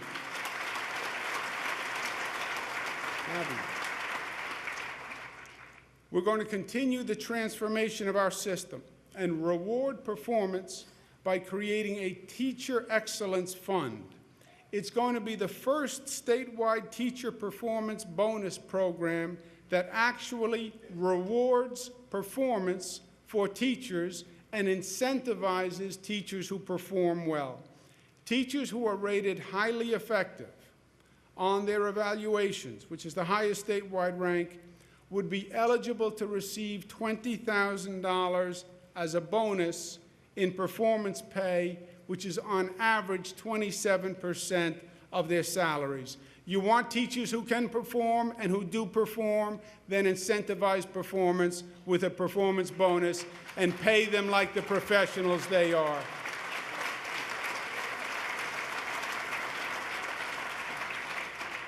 When it comes to higher education, our SUNY 2020 and CUNY 2020 reinvestment and capital programs are working. We want to continue them for a second round. The future of the economy is in STEM jobs. We should be incentivizing our education system to fill those openings. We want to provide to the top 10% of high school graduates full scholarships to any SUNY or CUNY school if they pursue a math or science career and agree to work in the state of New York for 5 years.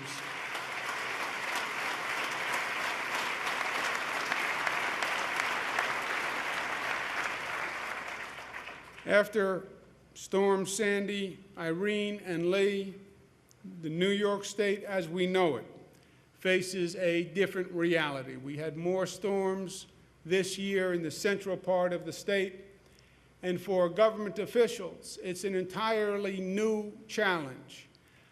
County executives, governors, mayors were accustomed to dealing with the matters of cities and states, but this really is a challenge that no one can be fully prepared for.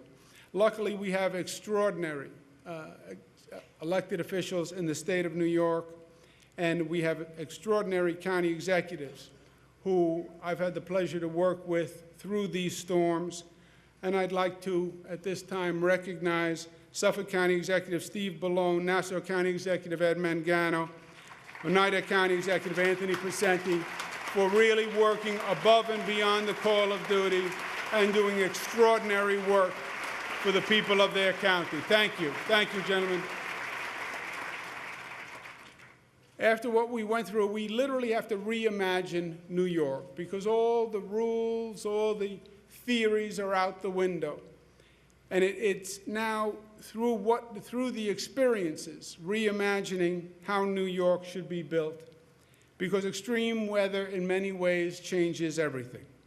First, we want to start by installing the nation's most advanced weather detection system here in the state of New York, because early detection will literally save lives, and we haven't been getting the correct information early enough. And the state will embark on putting in the most sophisticated weather detection device ever installed by a state. We're going to establish the nation's first college on emergency preparedness and homeland security. Believe it or not, there is no such college. There are colleges that offer courses in the area. But we're going to establish the nation's first college dedicated solely to emergency preparedness and homeland security, because I believe this is a field that's only going to grow. Unfortunately, it's only going to get worse. And we want this college right here in the state of New York training our people and training others from around the country. We've recruited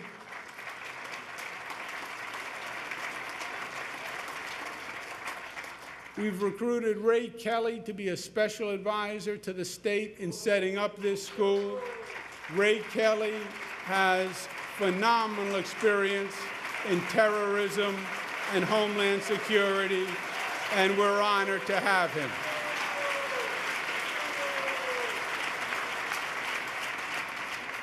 We'll create a citizen responder corps to train our own citizens. We want to train 100,000 citizens in the state of New York by year's end, so people know how to provide services in their own home, for their own family, and then they can be helpful on their own block and on their own community.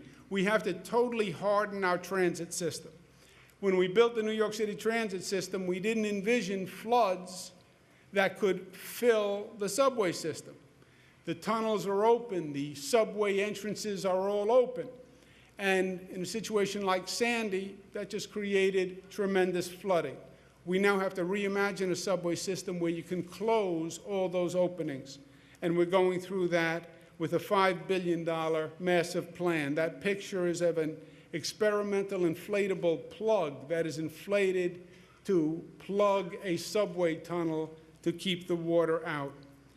We will open a new spur for Metro-North Railroad to provide more resiliency and direct access to Penn Station, which will also at the same time build 4 new stations to bring transit options to the Bronx.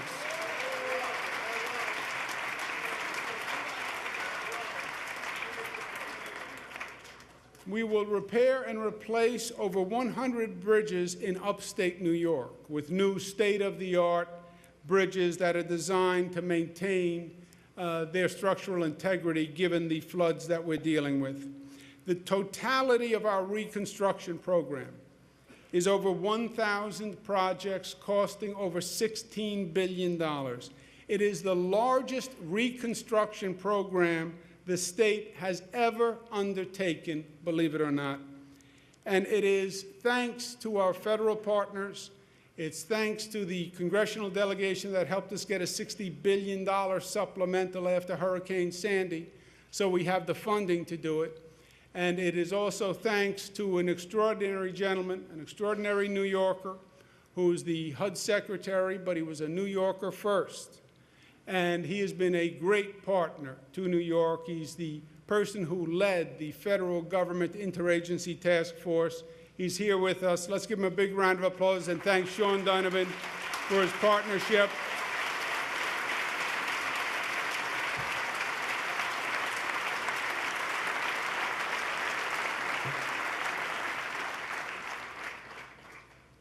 But, my friends, even with all that, we still have more to do.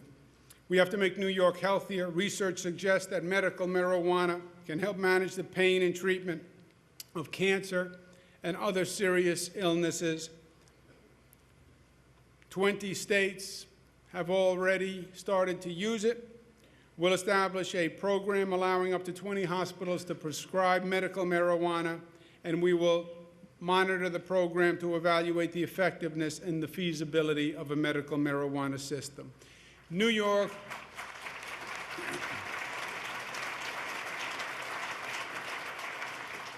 also means justice for all. Governor Patterson increased the MWBE contracts to 10%, the goal for MWBE contracts, and we applaud him for that. In 2011, we set an ambitious MWBE goal, doubling that to 20%. I'm pleased to tell you that we actually beat it this year and have exceeded the goal of 20%. This year, we will focus on certifying more companies, more MWBE companies, so we can even create more jobs. There are other New Yorkers who we can help in this way. Disabled veterans showed us their loyalty. We must show them our loyalty. Let's set a goal of 5% in awarding of state contracts to disabled veterans, own small businesses.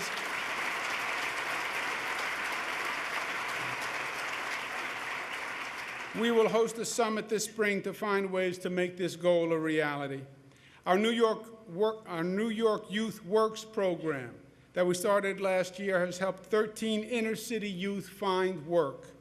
Unfortunately, the unemployment rate is still 40% for inner-city youth. There is still more to do. We want to extend the New York Works program, extend the length of the tax credits to businesses to create more jobs, and provide job training through a job linkage program. Let's get these young people working. Let's get them a future.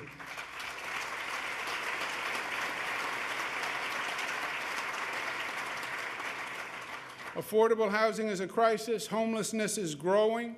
We're going to increase our commitment by investing an additional $100 million in building affordable housing. This country set in 1949 as a goal a decent home and a suitable living environment for every American family. That was 1949. It still hasn't become a reality. In 2014, every New Yorker deserves a safe, clean, decent place to live, and let's make it a priority for this state government by putting $100 million more into affordable housing. We have good news in the criminal justice front. The good news is crime is down and our prisons have fewer people in them. We are reducing the madness of an incarceration society and ending a system of unnecessary human and financial waste. And now we have eliminated 5,500 prison beds. The bad news, you should applaud for that.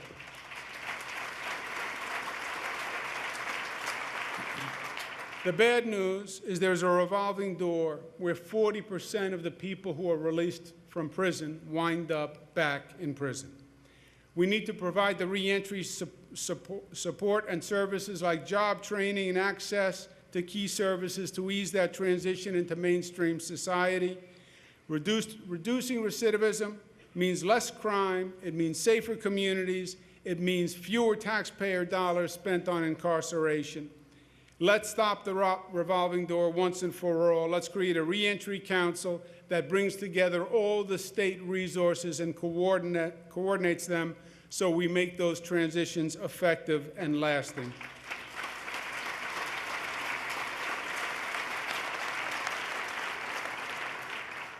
Our juvenile justice laws are outdated. Under New York state law, 16 and 17-year-olds can be tried and charged as adults.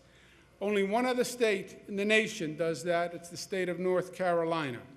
It's not right. It's not fair. We must raise the age. Let's form a commission on youth, public safety, and justice, and let's get it done this year.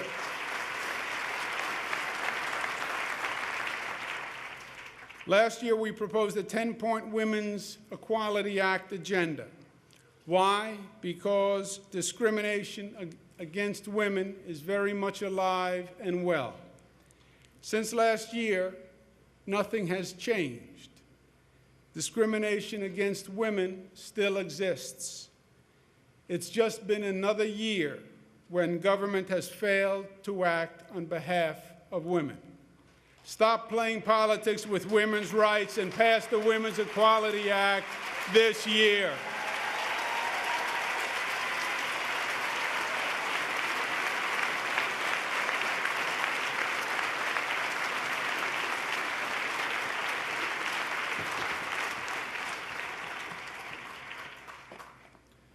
$47,000 drivers with 3 or more drunk driving convictions are still on the road.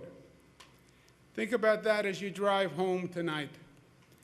It's absurd. Let's change the law. Anyone convicted of drunk driving 2 times in 3 years should lose their license for 5 years. And 3 strikes and you're out and you are off the road, period.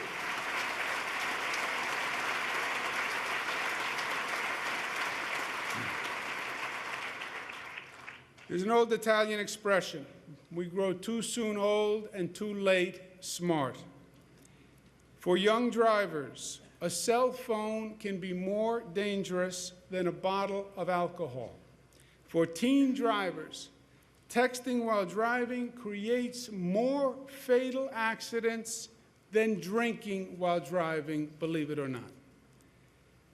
77% of young adults say that they can text and drive safely. They're wrong. Let's continue to crack down on texting while driving. If a teenager is caught texting while driving, they should lose their license for 1 year. Let them learn this lesson. They are our sons and our daughters, and let's save lives.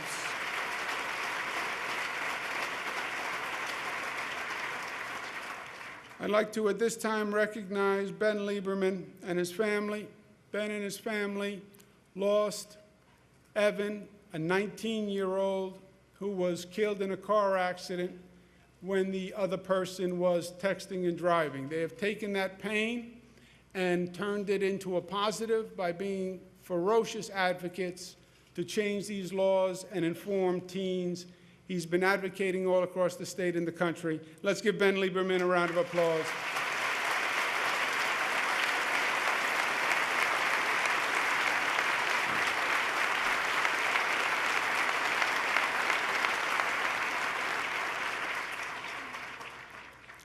Last year, I appointed a Moreland Commission to investigate public corruption.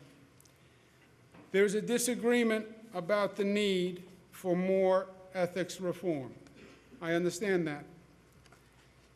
The argument by some members of the legislature is that we created JCOPE and that should solve the problem. But there's been a string of bad acts almost on a daily basis. Open up the newspaper, even today, and you see more and more stories of individual legislators who have done bad acts. And it reflects poorly on all of us, because people don't distinguish. It's an assemblyman, it's a senator, it's a Democrat, it's a Republican. It's just a politician. And it's just a state politician who works in state government. That's all they hear and that's all they know. And it reflects on all of us. So, well, I didn't do it, it's not my problem. No, it is a problem for all of us. And it goes to the essence of what we are all trying to do.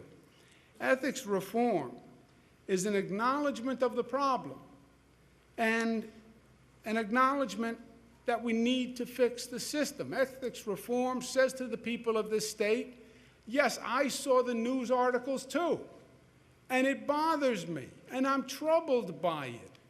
And we're going to pass ethics reform because we're going to change the system because we understand your concern that there seems to be a pattern of these repeated instances of bad acts.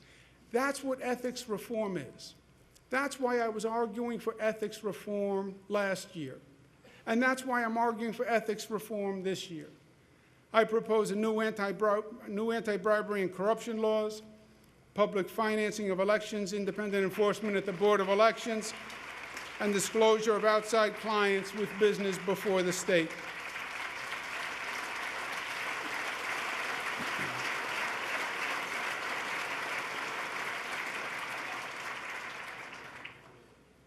But I believe we must act. Why? Because when government has the public trust, government has the capacity to do good work. Some have suggested that suggesting the Moreland Commission or ethics reform suggests that I don't believe in the legislature. It actually is the exact opposite. I do believe in the legislature. I do believe in this. I do believe in us. I do believe in New York State government. I do believe in our capacity. And I don't want to see it limited. And government is limited by the lack of trust. And the more trust, the more capacity. This is working. We went through all the stats and all the statistics on the progress of the state. We have done what we said we were going to do. We've turned the state around. We're balancing budgets. We're working together. We put the politics aside. We come into the chamber. We're not Democrats. We're not Republicans. We're New Yorkers, and we're working for New York. And that is working. And we have accomplished great things. And I want to see us do even more together. And I believe the more trust we have from the public, the more we can do. I believe it's like fuel for a rocket. If we have the trust of the people and they're watching us perform and they're seeing this state move, then there's nothing we can't do.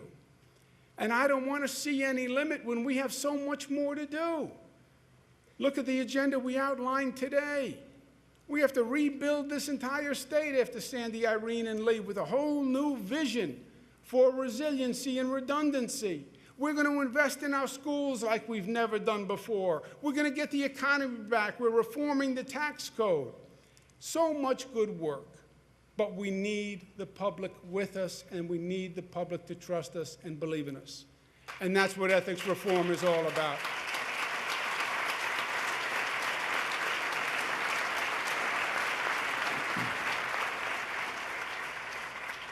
And my last point is this. A few weeks ago, I found a situation that I actually found quite disturbing. And there was an article in the newspaper about a high school in Pine Bush, New York. And the article said that a group of parents, a group of Jewish parents, were bringing a lawsuit against the school because their children had been victims of anti-Semitism. Swastikas drawn in the school, anti-Semitic remarks, throwing money at kids and making ugly, crude statements. This is in a high school. But really troubling actions and situations. I read the article and I called the state education department, and no one had heard about it. I called the Division for Human Rights, and they hadn't heard about it. I called the state police, and they hadn't heard about it. This is despite the fact that when the news article was written, the lawsuit had been filed a year before, federal lawsuit filed a year before, and the complaints had gone on for 5 years, and no one knew about it. I want to propose a very simple law that gets to the heart of who we are. If a school official in the state of New York is aware of a pattern of racial or religious discrimination or harassment, that state official is under an affirmative duty to notify the state education department and the police, or that state official is no longer a state official, because that's not who we are and that's not how we perform.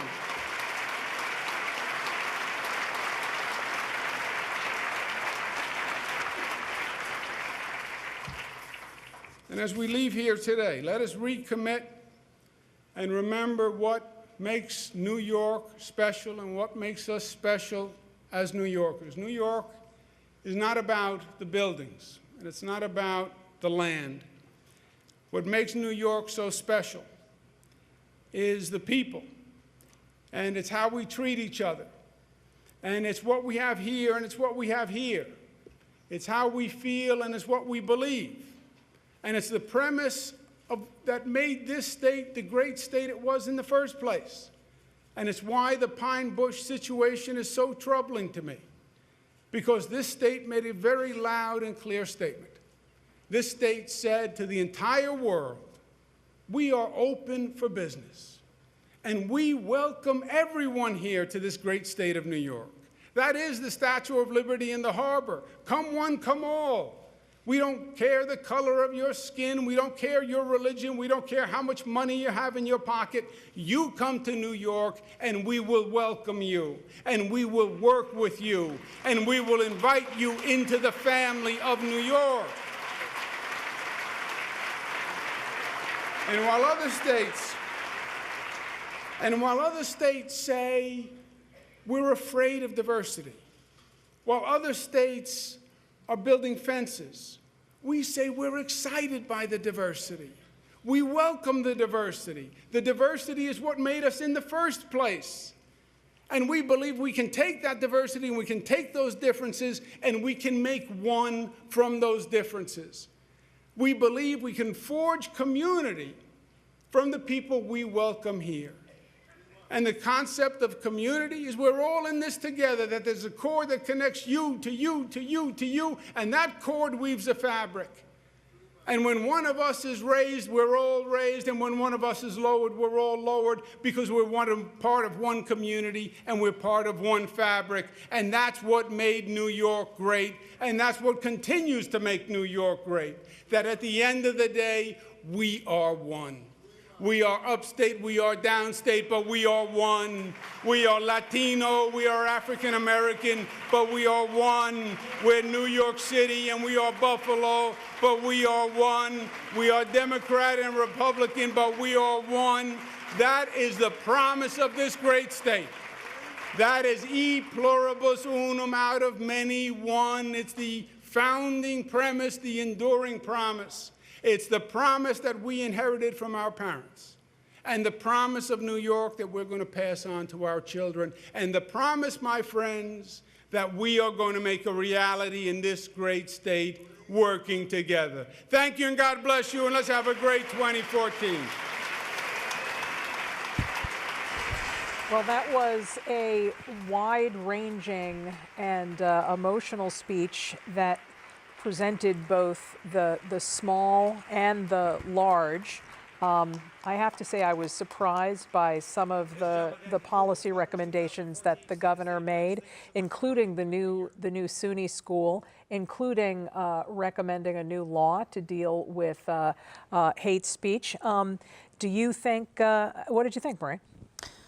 Well, I thought the governor talked about a lot of his accomplishments and laid out a lot of spending, not a lot of details about where the money is coming from, although he did mention that the... Although that's not the purpose of this speech. That's true. He laid out a policy agenda. He talked a lot about education, but he didn't mention two important words, Common Core.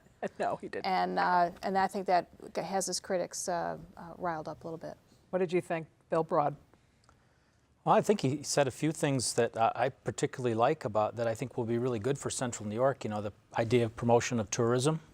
Clearly, that's going to be a big benefit for Central New York. I think this genomics center in Buffalo that he announced, if it follows in the footsteps of what happened with the nanotechnology center in Albany, it will be a world-class center and it will spur economic development in that region. I thought what he said about the lack of trust in government probably resonates with everybody, no matter what political affiliation you might find yourself in. I don't think there's very many people that think that the state government is functioning well, and I think that there's an awful lot of people that would like to see pretty major reforms go on there and have those politicians held to the same standards that all of us are held to. Digital divide, $2 billion bond act to rectify the technology shortfalls in some of our schools. I thought that was, I mean, that's one of the most expensive projects after the infrastructure projects. What do you think? Well, he's going to ask voters to approve borrowing to support that. So Why that issue? why the division? It's important to education, and clearly school districts are not able to raise their taxes. There's a tax cap, and so they can't afford to provide the technology that kids ought to have in schools. And also in urban districts, they barely have enough to have the books on the desk. They're not overflowing with technology in schools in big cities. One of the most interesting moments was the image of Speaker Silver and Dean Skelos sunning themselves on some bipartisan beach somewhere. These are two people that couldn't have less in common when it comes to their policy agendas. It's going to be hard for the governor to get past Moreland and get all of this stuff passed.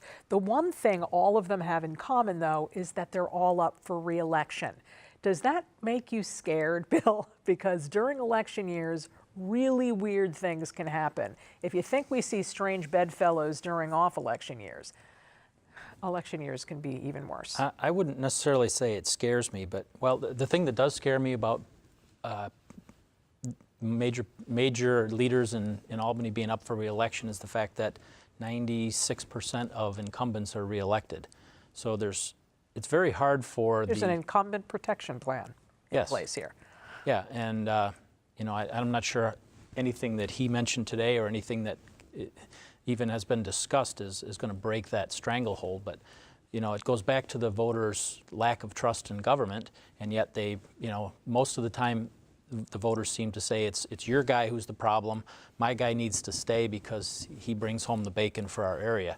So what does scare me is that we don't usually see much changeover in the thinking and in the way things are done. And until we have some pretty major reforms coming out of Albany, that's probably not going to change. What we're not seeing right now, but what is being broadcast, I believe, is the rebuttal from State Senator Dean Skelos. I had said that typically we're not seeing those anymore, but I was wrong, obviously. And we have the text of his rebuttal, and he is proposing the creation of a New York State taxpayer relief fund this year, which would basically make the property tax cap and the middle class tax cuts that they passed last year permanent. It seems like some of these politicians are enjoying one-upping each other in the public sphere. I mean, it's great to hear that the governor is for statewide universal pre-K. But again, how do you pay for something like that? Sure, and don't forget that legislators, you have a check in your mailbox in October from the legislators reminding that they passed, was it 2 years ago? Yeah. A rebate, just to remind you that the legislature. No, that was during the budget last year. Was it Yeah, during the budget right. last year? Yeah, Okay. during the budget. Right. If you have a child, you will get a check in the mail, and some people who, I'm not saying one way or the other, but some have called that a legal bribe to get your vote. regulatory reform is also on the agenda of the Senate Republicans. And interestingly enough, and I want to quote this, let's enact a women's equality bill. Again, this is State Senator Dean Skelos. He's the head of the Republicans in the legislature. Let's enact a women's equality bill that protects all women from discrimination in the workplace and ensures equal pay for equal work. Does not say anything about the abortion provision in that bill. How important is that? Well, the abortion is, last year they broke up the Women's Equality Act into separate bills, so they wouldn't have to pass the abortion one. That's a non-starter in the Republican-led Senate, and you know, it's great if they want to do equal pay and other workplace protections for women, but Cuomo wants the abortion bill, and he's not going to get it, I don't think. How important is that to you? The abortion bill? I personally don't believe abortion is a legislatable thing. That's a moral issue, and I don't believe that legislation should control it. That's between an individual and their own conscience. So I think legislation should stay out of moral issues. So how important is it to you in terms of the lawmakers actually spending time on something like this? Zero. That's what I Zero. would have And guessed. this whole medical marijuana thing, I can't believe he wasted time talking about that. What about texting while driving? Does that rank up there with the other topics in terms of you think that it's a waste of time? The texting while driving, I think it's pretty clear that that's a whole industry and an issue and a problem that it's relatively new. I watch my kids and the amount that they text, and I can imagine it's extremely distracting. For a kid to be trying to text and drive, it's distracting for anyone, whether you're a child or an adult. So let's talk about a few other proposals. 10% of high school grads will get a free ride or a cut rate ride at SUNY and CUNY schools if they promise to stay in the state for 5 years. Ingenious. There's a problem with graduates leaving the state. That's a smart proposal. What do you think? I think it's, that's one of the ideas where you see a return on investment. Now, devil in the details, how do you keep somebody? So let's say they go to work for this nanotechnology center for an IBM affiliate in Albany and they get transferred. Are you going to say, no, you can't take the transfer and the promotion? Yeah, I think there's probably some challenges there, but anything that invests in the infrastructure, true invest with the infrastructure that has a return on investment, I would usually be all for that. Performance bonuses for excellent teachers. Well, he had a master teacher introduce him, and that's an idea I think that teachers will like. How many teachers will be able to achieve that, I don't know, and it's if it's based on the test scores and other controversial ideas in education in New York, then there's going to be some skepticism. In speaking with some teachers, the master teacher idea, and it sounds like this as well, it's a move to perhaps get away from the tenure idea. Mm-hmm. Is that, how do you feel about that? Is that something that you think would fly in the Syracuse area? Well, not much about the education reform has flown in the Syracuse area. I don't know. I think parents want good teachers in their schools, and however you can achieve that is, I think, going to fly. We have 2 minutes. Can I just comment one thing on that too? The teachers that fear tenure, in my experience, are teachers who probably shouldn't be teaching. Most teachers who are really good in New York... Teachers don't fear tenure, they want tenure. They want tenure, they fear losing tenure. And New York has always had a reputation for turning out outstanding teachers. When you're educated as a teacher in New York State, you can generally go anywhere in the nation because of the high regard that people have for New York State teachers. Just like any industry, there's always going to be a few that aren't as good as what you would call the mainstream, and then there's always going to be some excellence, and you should celebrate the excellence. And it would be okay to peel out people who shouldn't be in the business, just the way any profession is. So I want to ask each of you to grade the state of the state. I know that's, but please, if you could just bear with me. What do you think, Marie? I would give it B+. B+ is a pretty good grade. Well, the governor, always has new ideas. He uses this speech to throw a lot of stuff at the wall and see what sticks. So we'll see what the legislature grabs onto. Bill Broad. I would agree. I think a B plus. I'm, the purpose of the State of the State is to encourage and excite people about the future, and he clearly can do that. There's lots of work to do, and there's lots of disagreements that have to be sorted out, as you would expect. But it's his job to lead as the chief executive of New York State, and he's doing the best he can to do that. And I would give him reasonably high marks for that. He's got a lot of work to do. Best part of the speech, pointing out Joni Mahoney and Mayor Minor. That was a nice shout out to Syracuse, although not many other policy nods to Syracuse, whereas Buffalo and Rochester did get some. We are out of time. I want to thank my guests today. You guys were just terrific. Marie Morelli is the editorial opinion leader for Syracuse.com and the Syracuse Post-Standard. It's always great to hang with you on the TV. Thanks, Steve. And Bill Broad, you were just terrific, publisher and CEO of the Syracuse New Times. It's been a pleasure. Thank you for watching.